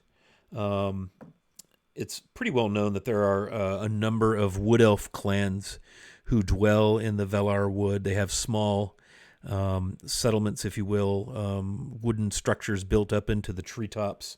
And they have a pact with the Dalelands to help defend in the event of something awful or an attack of some sort. Perhaps an enemy force may sail up the Dragon Reach and decide to, invade the Dalelands. And so there are actual alliances drawn between the wood elves of the Velar Wood and the elves of Cormanthor. And occasionally these wood elves will delve into the darkness of Cormanthor and patrol and take care and handle anything that maybe more than the human settlements wish to have in the area. But so that's kind of the nature of Velarsburg. It's really nothing more than a muddy, picture that, what kind of fencing is that? Palisade? Stockade, sort of wooden posts and pikes, fencing around just a minor fortified outpost. So you pass through there and around the road, and then you leave that main trade road and head into Saltmarsh. And the one thing that kind of jumps out once you get away from the forest, and just for a mileage reckoning, you see the red dot on the map that indicates Harrowdale Town. That's 40 plus, almost 50 miles along the coast from Saltmarsh. So that gives you an idea of the size and scope of some of these. Like the Velar Wood looks small compared to Cormanthor, but it's still 50, 60 miles, north to south, give or take, and maybe 20 to 30 miles across. So still a large forest. And so as you leave the trade road and you get into these kind of farm hills and a few rocky outcroppings, little copses of trees, smaller stands of trees, but you notice there are numerous, and I don't know, perhaps the halflings have a word for it, but little gatherings of halfling, not even big enough to be a village, a hamlet, a crossing where maybe game trails cross, or where farmlands all come together in fence rows, and there'll be like maybe a few really, really large trees that have been left up, left from some forgotten time, and around that will have been built a small habitation of the small folk. And there's always a tavern and like a grange hall, like a farm town hall community where you assume business is done. And so you see numerous these little halfling enclaves that dot the farmland and the countryside amongst the occasional human farm. And it is, so that's sort of the topography as you make your way out to the coast. Rance, you recall Saltmarsh is it's kind of tiered, and I'll put that map back up. You can see these escarpments, plateaus, if you will. There's a few, some parts of Saltmarsh are higher than others. There's some cliffs north and south of Saltmarsh, and there are caves and all sorts of little coves and pockets and things. It really is a smuggler's paradise, topographically speaking. It's set up perfectly for smuggling. Lots of little hiding places. You're not that far from two different forests and a main trade road that goes north up into the Moonsea region. And of course, we all know who lives on the northern shore of the Moonsea. Zental Keep is up there. So, but the Saltmarsh region does have its share of hills, hollows, farmland, and then out to the coast it becomes rather rocky and cliff-like. Is that a thing? Cliff-like? Is now. It is canon. And so it is that you find yourselves approaching the wall on the southwest side of Saltmarsh. The wall itself looks old. And Rance, you've been in Saltmarsh enough to know that Saltmarsh itself is an old fishing town of some few hundred years. Its soul, its vibe, its personality, its everything is the sea. And like 90% of that is fishing. There is trade there, but it's a fishing town through and through. There are a number of well-to-do families who have built their wealth and their reputations on the waters of the Dragon Reach. And the fishing at this end, and this particular, the western side of the Dragon Reach, has always been excellent. Even when it's been bad, it's been better here than most places up and down either coast of the Dragon Reach. And so, to that extent, Saltmarsh has indeed prospered. But the one thing that jumps out at you as you approach is the smell of the sea. Viz, I don't know that you've smelled this before. Rue, I know you have smelled the sea from being in Neverwinter and other places. Vivacia, Ronvin, excuse me, you have not. This is your first time seeing the big water. And there's this briny sourness on the wind, but there's this unmistakable guttural lurching of fish and inexplicable rot on the wind. Rance, you recognize this as the smell of wet wood and fish guts and the foam that washes upon the rocks after a storm that contains God knows what gick from the sea. And to you, it smells like home. Rance looks around at everybody and he says, do you be smelling that? That is the smell of freedom.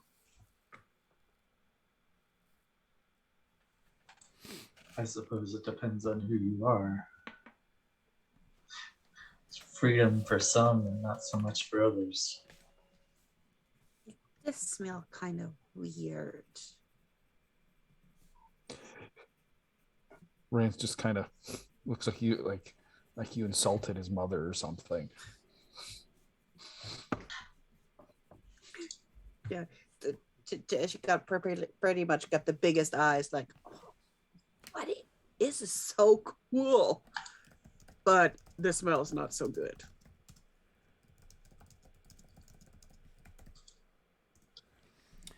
So you approach the wall itself. The wall is old. It's crumbling. It's very, very clearly been battered by centuries of wind and rain, salt and things blowing in off of the Dragon Reach. The city gate has a garrison. The garrison is housed in this low, again, the single gate in a low structure. Single story, kind of right beside it, as you can kind of see indicated on our map. You see two kind of pillars of stone, again all worn, and it is upon those pillars of stone that the gates are hung. They stand open, and there are three older gentlemen standing there with clubs And let me see here.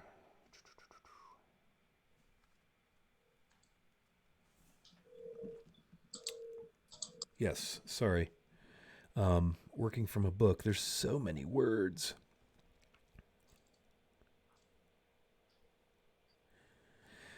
Yeah, they wear studded leather armor, and they all wear a town guard's badge. You notice this right away, and it's a kind of a circular badge, and it has a green reed upon it. And they have a club, and there are three of them. Older, grizzled, kind of grayish, grizzly, weather-beaten, and they kind of raise a hand when they see you. Are you on horseback? Did you walk? How did you find yourselves traveling to Saltmarsh? I want to say that same cart with the same horse. Yeah, we definitely brought Pepper. I want Pepper and that cart. That cart's been with us through hell and high water.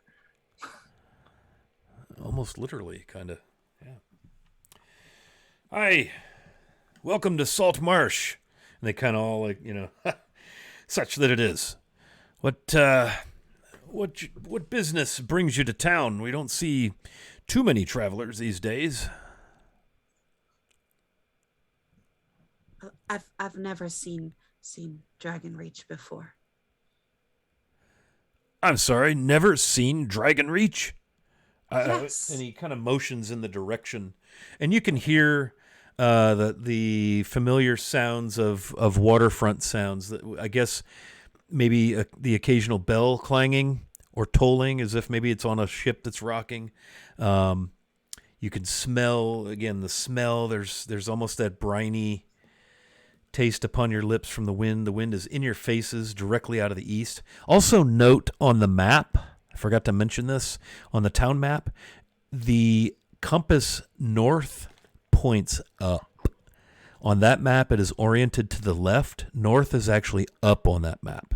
Okay, so that's an important note. I apologize for failing to mention that. North is up. So the wind is in your face, blowing in off the water out of the east. You can see a couple levels of town. The lower level is kind of the south end, and you see that escarpment in the distance where some of the town is above it. And then it kind of disappears as you look northward, and you can see some rooftops and things, gables, some trees here and there. And then far to the north, you see an even higher cliff escarpment headed north out of town, as you kind of take in the topography of Saltmarsh. Well, you're welcome to enter. Mind that you don't stir up any situations, or you'll have us to answer to. Captain of the town guard is Eleander Fireborn, and you don't want to incur his wrath, so mind your weapons and mind your tongues, and you don't look like a rough lot, so I'm sure you'll be fine here. Welcome. Would you have any recommendation for the best food in town? Well, I'm privy to my wife's cooking, but that's... The other guys just kind of roll their eyes.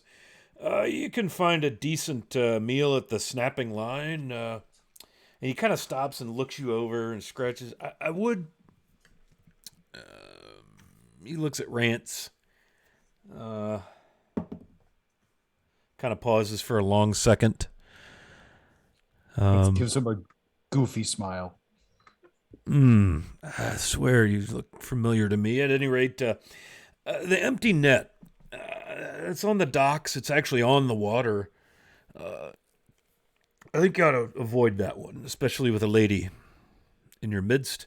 It's more caters to the rougher crowd. You don't seem like the type to... And he kind of eyeballs Viz a little bit strangely. That's probably... The Wicker Goat's probably your best bet. And he kind of thumbs over his shoulder. Just on up the road here. Not even a quarter mile. It's on the right. You can't miss it. It's got a big goat on the front porch, on the roof of the Wicker Goat. Well, He kind of Thank you so shrugs. much. Thank you so much for your recommendations. We appreciate that. Oldest place in town. They do a nice job in there with it's clean, and if you need a place to stay, they rent some rooms in there. And just see old Currid in there. He'll take care of you. Yeah. Wicker Goat. Rance, All right. Rance pops each one of them a gold coin. Aye, get yourselves a good drink when your shift is done, mates. Well, all right. Look at that, boys. Not too often we see a gold piece just like that out of the pocket of a stranger, but well, you folks, and you can see his demeanor just completely warms up to you. You folks have yourselves a nice visit here in Saltmarsh, and yeah, welcome.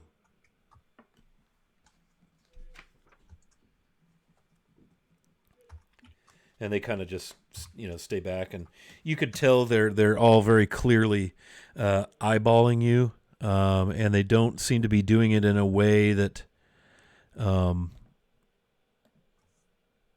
they wish to hide the fact that they're eyeballing you. They're doing the town militia thing. We'll go through the gate. All right. So you make your way in, and again, it's and you can see by the topography and the map, it's hilly and rocky here, and you make your way on the very, very well trodden dirt, what appears to be the main thoroughfare into town. When you come to that first intersection, and you see on the left the Saltmarsh, it's kind of the barracks and jail, rather sprawling. Set up kind of large, probably sees a fair amount of business. It's stacked stone. Again, looks very much weathered. This whole end of town gives you the impression, like, how are these people, I thought this was supposed to be a vibrant fishing town, and this looks ancient and windblown and barely standing. And the barracks, obviously a very sturdy structure, but they've seen some years for sure. Bars in the windows, that sort of thing. A couple of the militia out front on either side of the door. There's a couple of horses tied up front. Looks like there's people go around the back for various things. And across the street from that, you do see it's a Cape Cod style, kind of a story and a half, but it's good sized. Looks to probably have a large tap room, decent kitchen, probably 3 or 4 rooms upstairs, you'd guess. It's clapboard siding. It's weathered, but it looks to have been freshly gray washed. It's not whitewashed.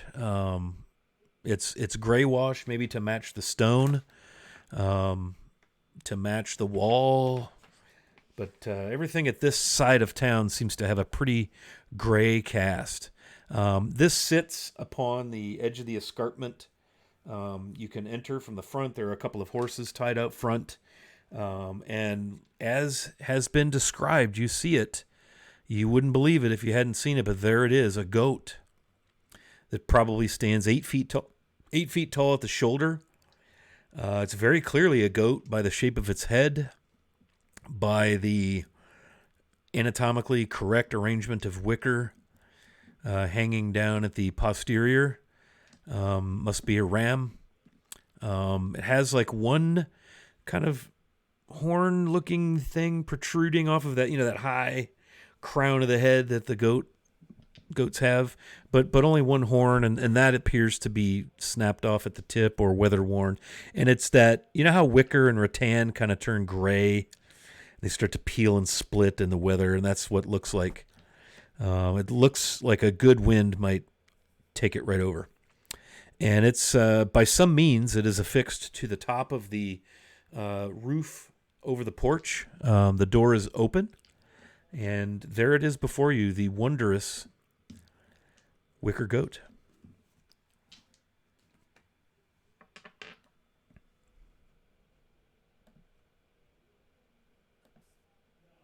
I guess once we're pretty close, Rance will kind of jump off the cart and just mosey onto the door of the bar, open it, and go right in, right like he knows exactly what he's doing.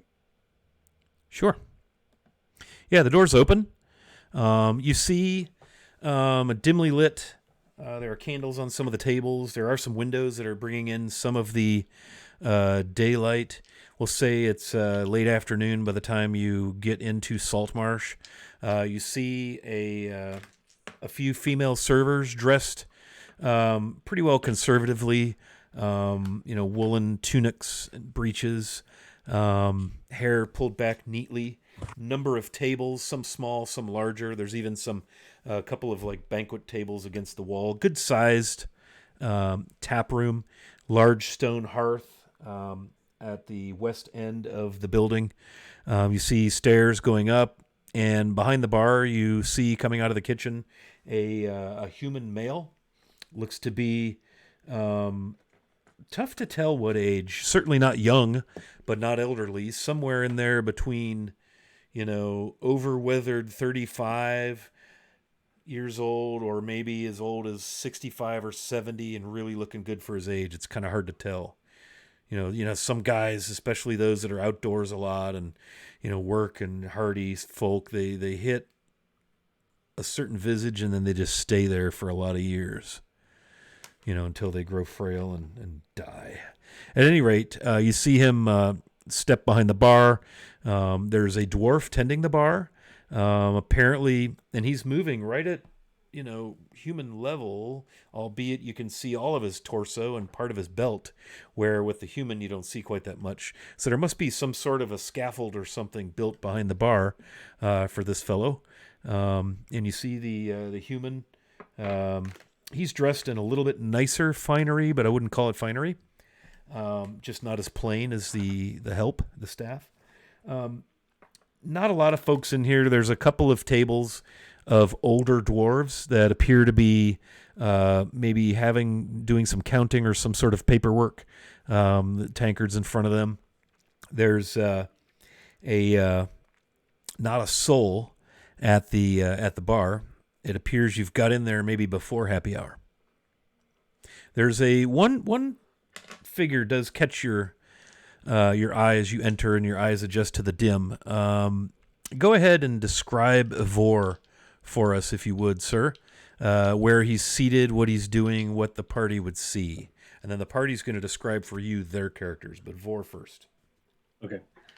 So sitting off in a back corner, just off the end of the bar. You see seems to be pretty tall based on how he's sitting in the chair. Dragonborn. He's got tarnished brass scales that you can just sequence of in the dim lighting. Wearing dark armor,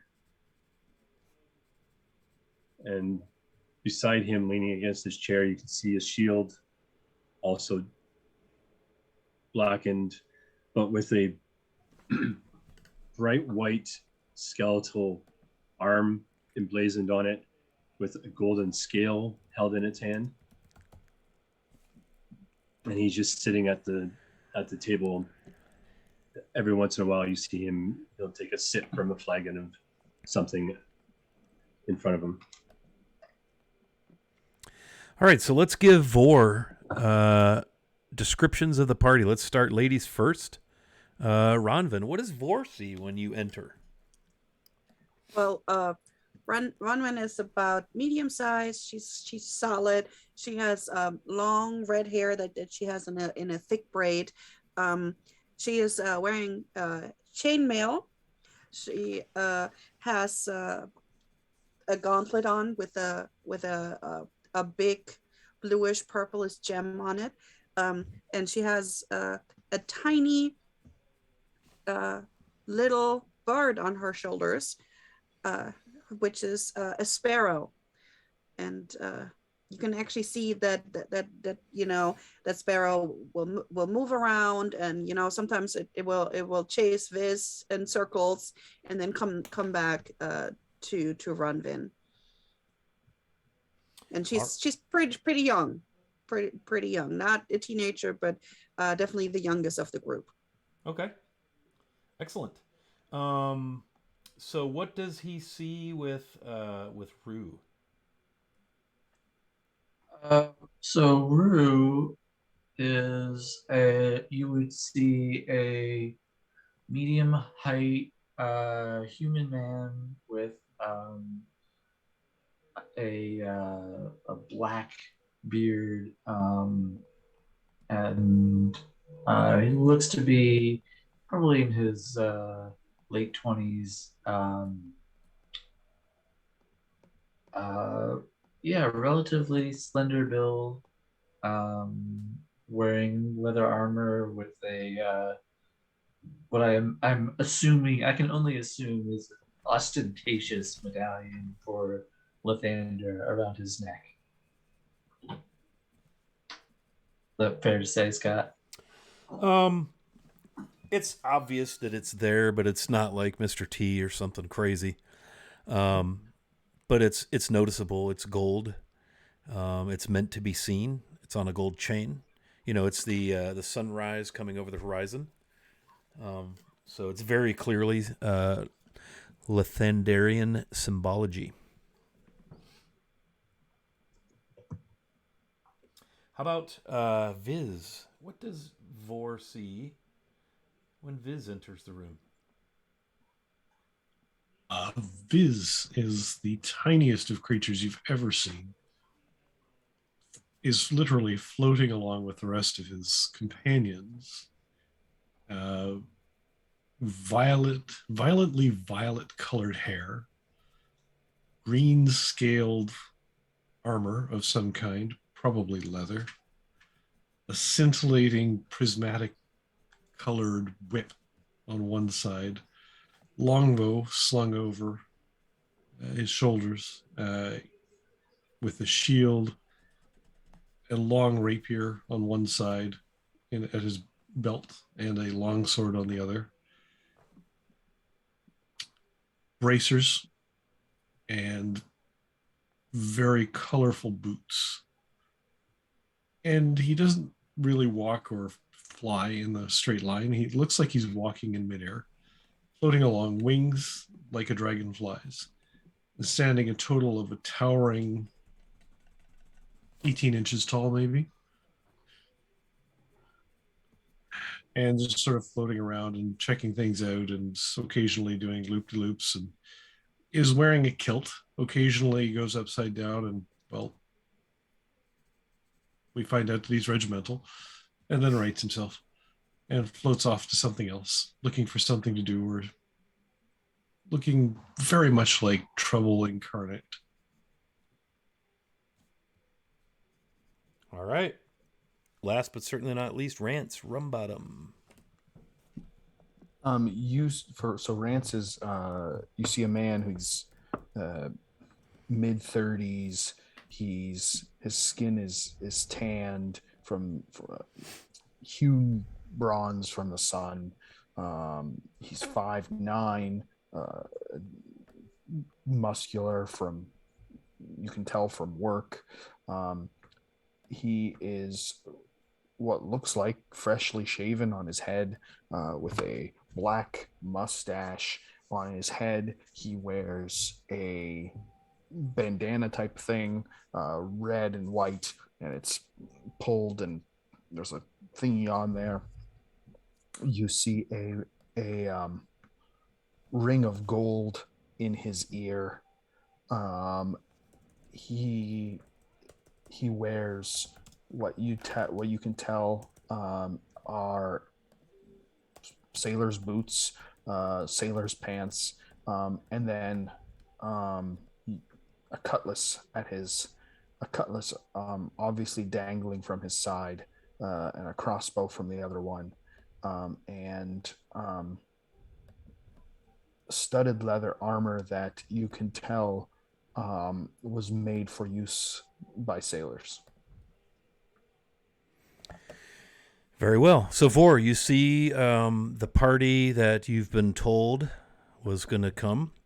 They enter, shake the dust off. What do you all do? Rance goes up to the bar, and he says, once he catches the attention of the bartender, "Ahoy, good sir!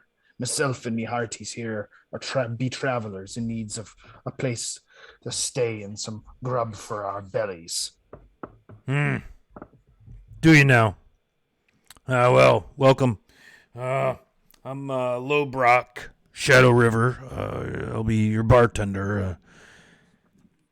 Need to talk to the boss if you want to get a room. Well, how about we start with our bellies then? Yeah. Roast goat. It's real good here. Not made of wicker. Oh God! Oh, every time. He's got the classic braided beard, that's not tucked into a belt. It's just kind of big and braided, black and gray, typical dwarf hair, kind of pulled back while he's working, loosely held with some sort of maybe a leather thong of some kind. Again, wearing a woolen tunic and trousers, a bright blue belt. He has very weathered hands and face, typical mountain dwarf. So, roast goat for all of you then. Aye, sounds good. And some cups of your finest dwarven ale for us. We can do that. We have a Some nice tea. And finest dwarven tea, too. dwarven tea. Aye, dwarven just- tea. Just tea, and please, no milk. Tea, no milk. She wants goat's milk. No milk. Okay. Do you start a tab then for the group? Aye. Very well. Would it be then roast goat all the way around? He kind of looks at everybody. Sounds good. Almost as if he seems a little impatient, almost as if he doesn't have time for you all, but yet there's nothing happening in here. Anything else? We've got, let's see, we got leeks and carrots and cabbage you can have with your goat.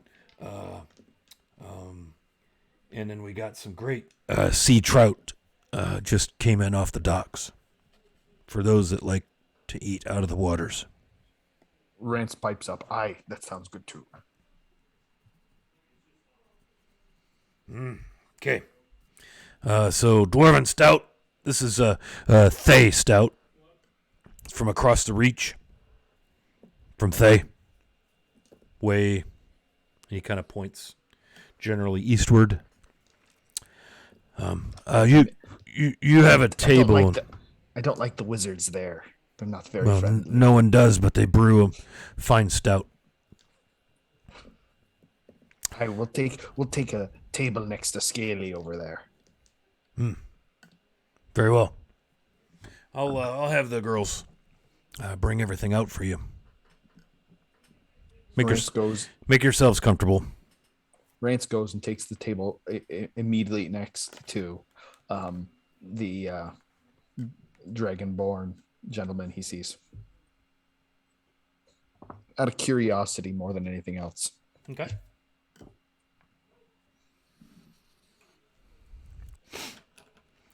So you see the dwarf get busy putting your drink order together, and a couple of the human ladies come over, and they look like they're getting a plan together to serve you. Go ahead, Vor. I think you were about to speak. Sorry. No, go ahead. I was just gonna say, as the party walks by his table, Vor just nods to them. A little deeper to Rue, seeing the symbol hanging around his neck. And as the party approaches, they notice hanging around his neck, he has a symbol similar to the one emblazoned on his shield, although a slight difference. If you have religious knowledge, then you may notice what the difference is, but otherwise, now that you get a better look at him, you can see that the tarnished brass scales that he has. The ridges around his eyes, the scales are black, as well as the scaly rope hair that he has is also black. Can I see if I know the difference? Since she likes reading books.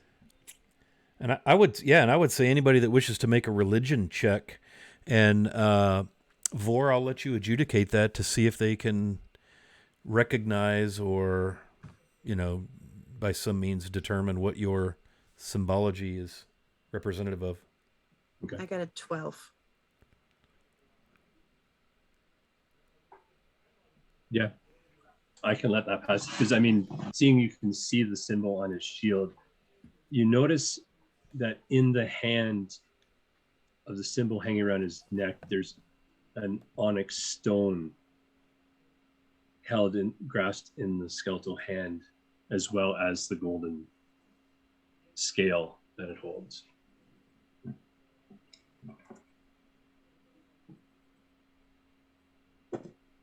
You're not familiar enough to tell if there's any significance in the difference, but 17 for Rance. Yeah, 17 for me as well. Yeah, from when you tell that you notice the stone, but you don't know that there's any significance to it. It's just possibly a personalized symbol. Rance Do I gets know? up. Oh, go ahead. Do I know generally the deity? Yeah, Does it say you would what- recognize it as a symbol of Kalimdor. Yeah, okay. I thought so. Rance gets up and goes over and sits down at your table and says, you're that's a very nice looking holy symbol you got there. Rance kind of grabs his shirt and leather armor and yanks out the symbol of mask, and puts it back, and he says, we may be a bit of different teams. Vor just nods. This is possibly a little bit of difference, but in the end, all teams become Kalimdor's teams. Unless it be Bane. I don't like those guys. Death brings everybody together. So what be you? I've not seen any of your kind before, and I've seen many a strange thing. I am a follower of Kalimdor. I know you be a follower of Kellenborn, but what's with the scales? I am what is known as a Dragonborn. Dragonborn. Not seen one of you before. Pleasure to make Yes. your acquaintance, sir. You as well. And by your gait, I take you as a fellow sailor.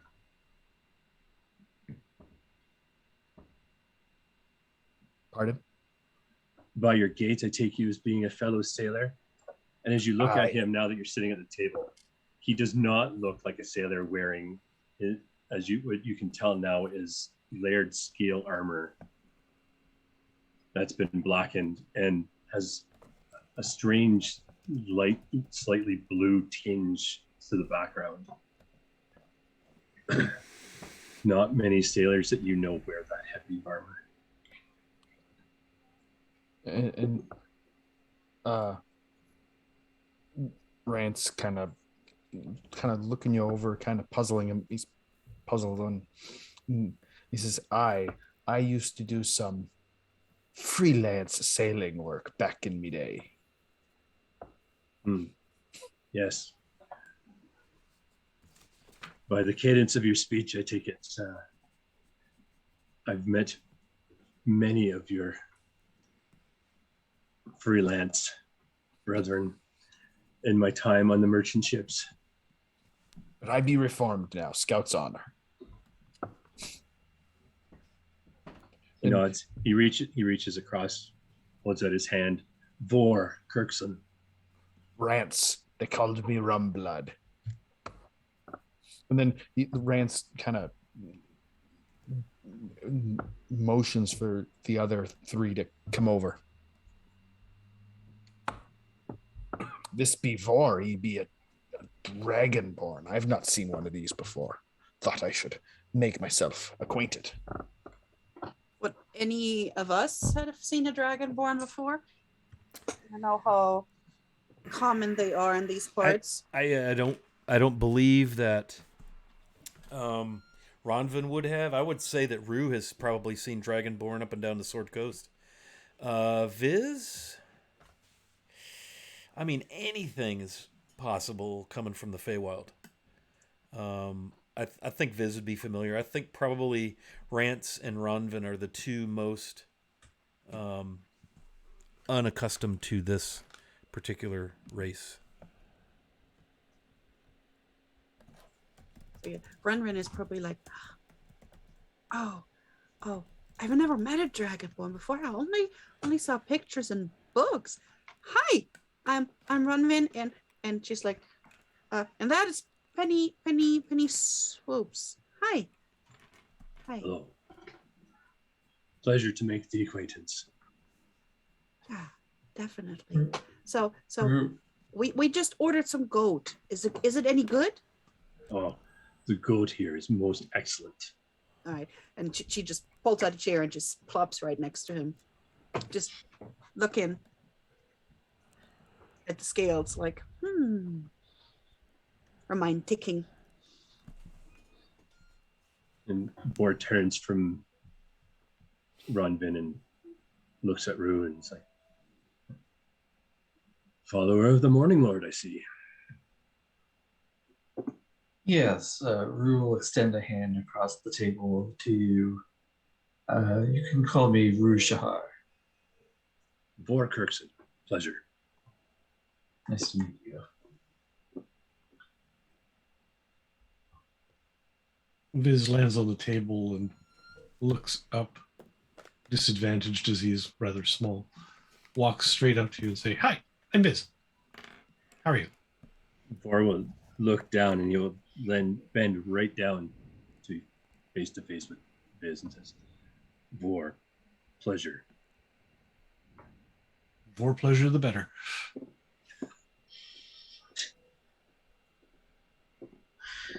As you're becoming acquainted, a couple of the hospitality team at the Wicker Goat come to the table with a fresh pitcher, a little teapot of very, very hot water, and an assortment of rough-looking, non-bleached, tea bags. This one's herbal, and this one is a sort of, it's got some kick, spicy. And this one is mint from over to the west. We get it from Dagger Falls. It's really good, minty.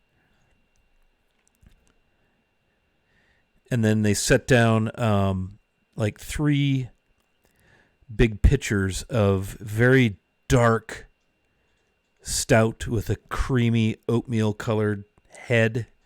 Number of tankards. Here you are.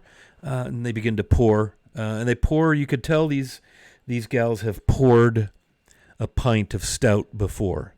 They have the right pace. It's coming down the side of the mug. The head and the carbonation swirls this beautiful chocolatey, milky swirl of bubbles, and then it all settles. And then they tip and pour some more and let it, they go through the proper machinations. And you can even see, if anybody's paying attention, you can see Lobrock over at the bar almost watching to make sure they're doing it right. And he kind of nods and goes back to what he's doing. And they set the tankards of stout. Mr. Vor, for you as well? I'm fine, thank you. Very well. Be sure to let Lankus know that this will be all on my tab. Oh, of course, yes. He'll be out shortly. He's attending to some things. We just took in a delivery of some fresh sea trout, and he's taking care of that.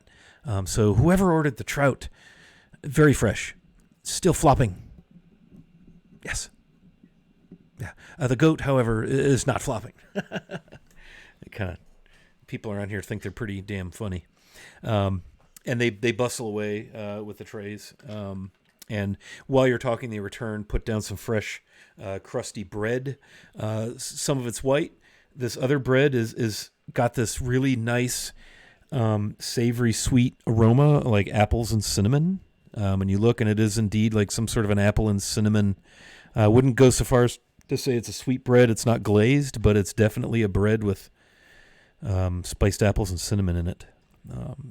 Big old crock of butter, and they vanish as you all are talking. Rance downs a mug. Just, it's gone. Puts it down.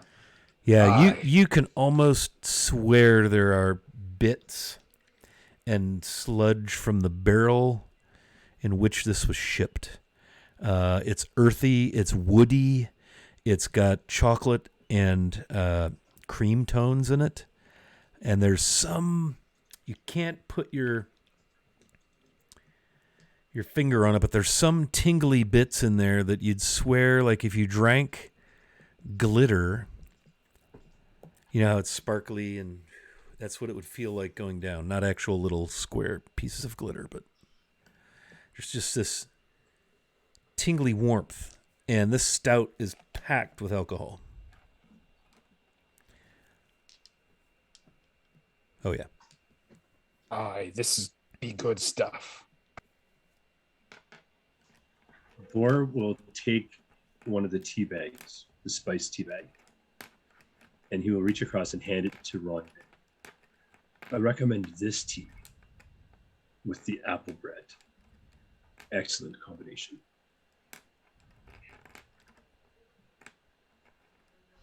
That bread definitely looks good. Smells wonderful. It's all warm. Again, nothing fancy, but very toothsome. The place is tidy. You know, the floors are dusty and you know, muddy boot prints here and there. You know, the hearth is a little ashy, like the ashes from last night's fire haven't been, you know, taken out. But it's comfortable. You can tell the building itself is well built and will keep the elements out when they arrive. No creaky floorboards in here. And as you're speaking, the human that you saw earlier steps up. Oh, yes, good to see you. Welcome to the Wicker Goat. I'm Lankus Kurid. I've been expecting you. Very well met. Welcome to Saltmarsh. Is this your first visit? Rance just kind of coughs. I'll Doesn't take answer. I'll take that as a no. Yes, well, again, Kurid is the name. Place is at your disposal. Will you need lodgings tonight? Aye, if you can spare them. Well, I've reserved four rooms, knowing that four were coming, according to my friends in the West. Yes. The constable. And he kind of looks at you guys like hoping that somebody kind of like, you know. Constable constipated? No, that is not his name. Kneel Zal. before Zal. Zal. Zal, yes. So it is you then. Absolutely. Yes, very Is good. it- We like Lord Cornmeal very much. He kind of cocks his head. Well, either way, Vor, these are the people that were, yeah. So, first night's on me, but I assume you'll be in town for a bit. There's some people we should get you connected with. Isn't that right, Mr. Vor? Yes, Lankus, thank you. I will send word to Lady Copperlocks that this group has arrived and set up a meeting. Yes. I think she's away, but I think tomorrow would be a good day for your conversation. You just let me know what all you need. The rooms, if you go up the stair, goodness, if you go up the stair, the rooms are the first floor that face the back of the. You have a nice overlook over the small cliff into the woods. It's very nice, peaceful. There's washing basins and candles and everything you need. I much appreciated, fine sir. Yes. Do you have any beasts out front to tend to? Rance looks at Ronvin.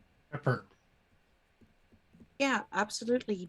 We do have to take care of Pepper. She was kind of distracted by the bread, like like. Yeah, we have one draft horse that we need taken care of. Very well. I'll see to it my stableman gets the animal taken care of for you.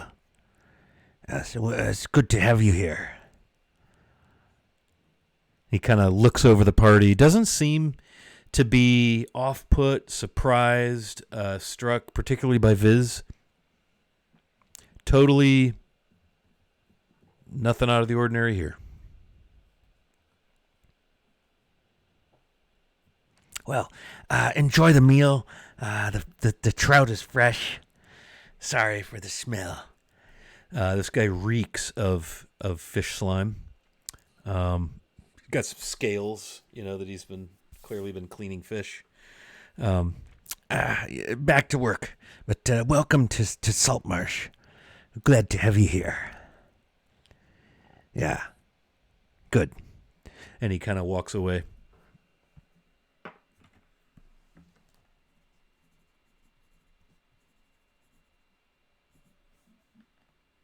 So, Vor, what is it that you do here at Saltmarsh? Well, lately, mostly just healing dwarves that get injured in the mines.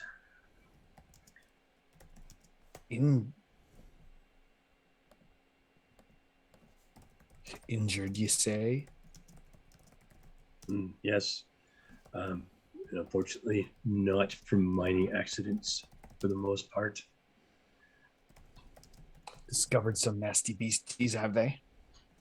A few.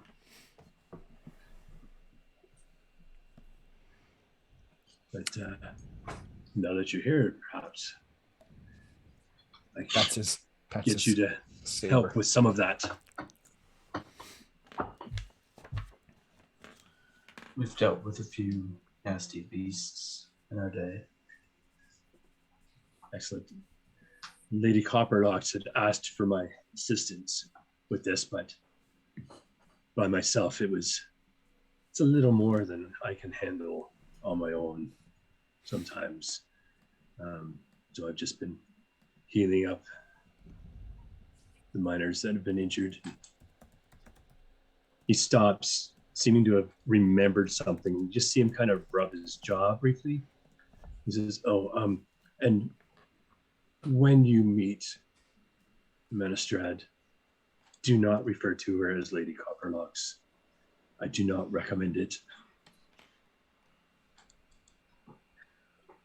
How should we refer to her? Menestrad usually is acceptable to her, but she will most likely tell you that when you meet her. Fair enough. All right. On that note, not much of a cliffhanger, but next session you will be introduced to the Lady Copperlocks. Didn't see that coming. Nice. So you've arrived in Saltmarsh. Well done. We've gotten a lot of seeds planted and some connections made, and you've made a new acquaintance already here in Saltmarsh. Perhaps not one you had looked to meet, but it apparently seems that he's been looking for you. And with that, we'll close. So let's do a quick roundabout. We're going to raid into somebody who's streaming. I'll figure that out while we're doing our outros. But let's go ahead and go around the table and just give us a couple minutes.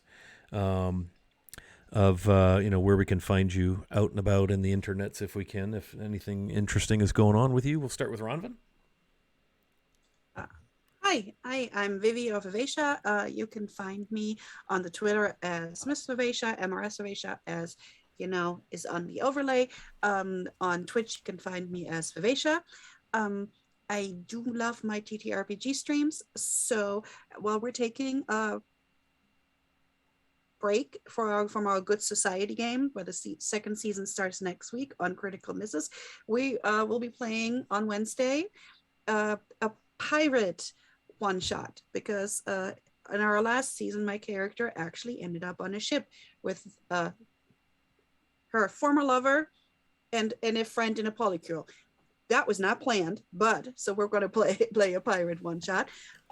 Also soon we'll be playing a purple Triceratops Power Ranger. So better follow me on Twitter if you want me to play a cheesy Power Ranger. Nice. Yeah, and that's it right now. Nice. Awesome. All right. Let's go to Rue Shahar. Everyone, I'm Andrew, aka Fellowship of the Tables. Best place to find me on the internet would be on Wiley's Discord. Excellent. Very good. Let's go to Viz.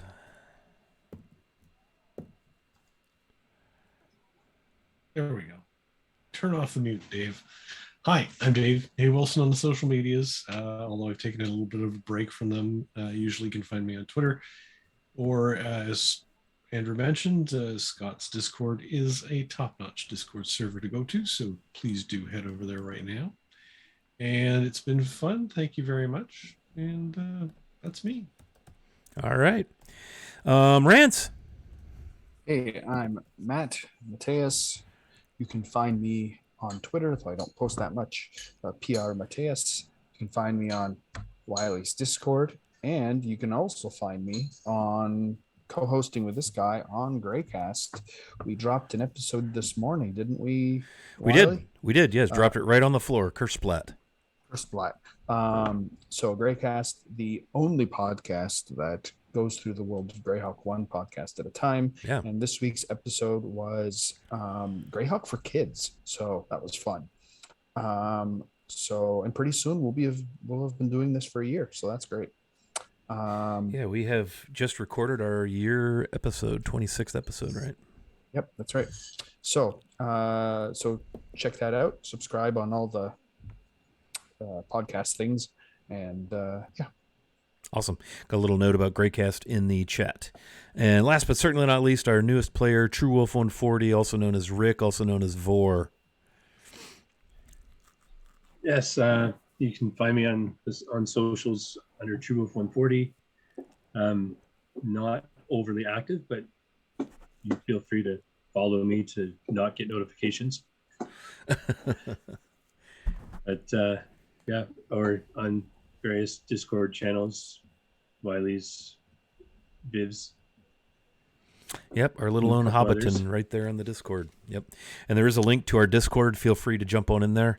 We do stream on Mondays and Sundays. Sundays are kind of getting into a fixed schedule. 2nd, 4th, and 5th Sunday of the month, we play in Greyhawk, Secrets of the Flaness. And then on every other Monday, so we'll be back in 2 weeks, I believe, with this game, as we start to dive into the goings-on in the fishing village of Saltmarsh. Again, Ronvin, thanks very much, Vivi, Mara, for the overlay work. Much appreciated. Turned out really nice. We are going to raid. I do want to make a mention of an event going on that's really near and dear to my heart, a little thing called Jasper's Game Week. It's a big fundraiser. Jasper's Game Day is an organization that raises awareness for suicide, particularly teenagers and veterans.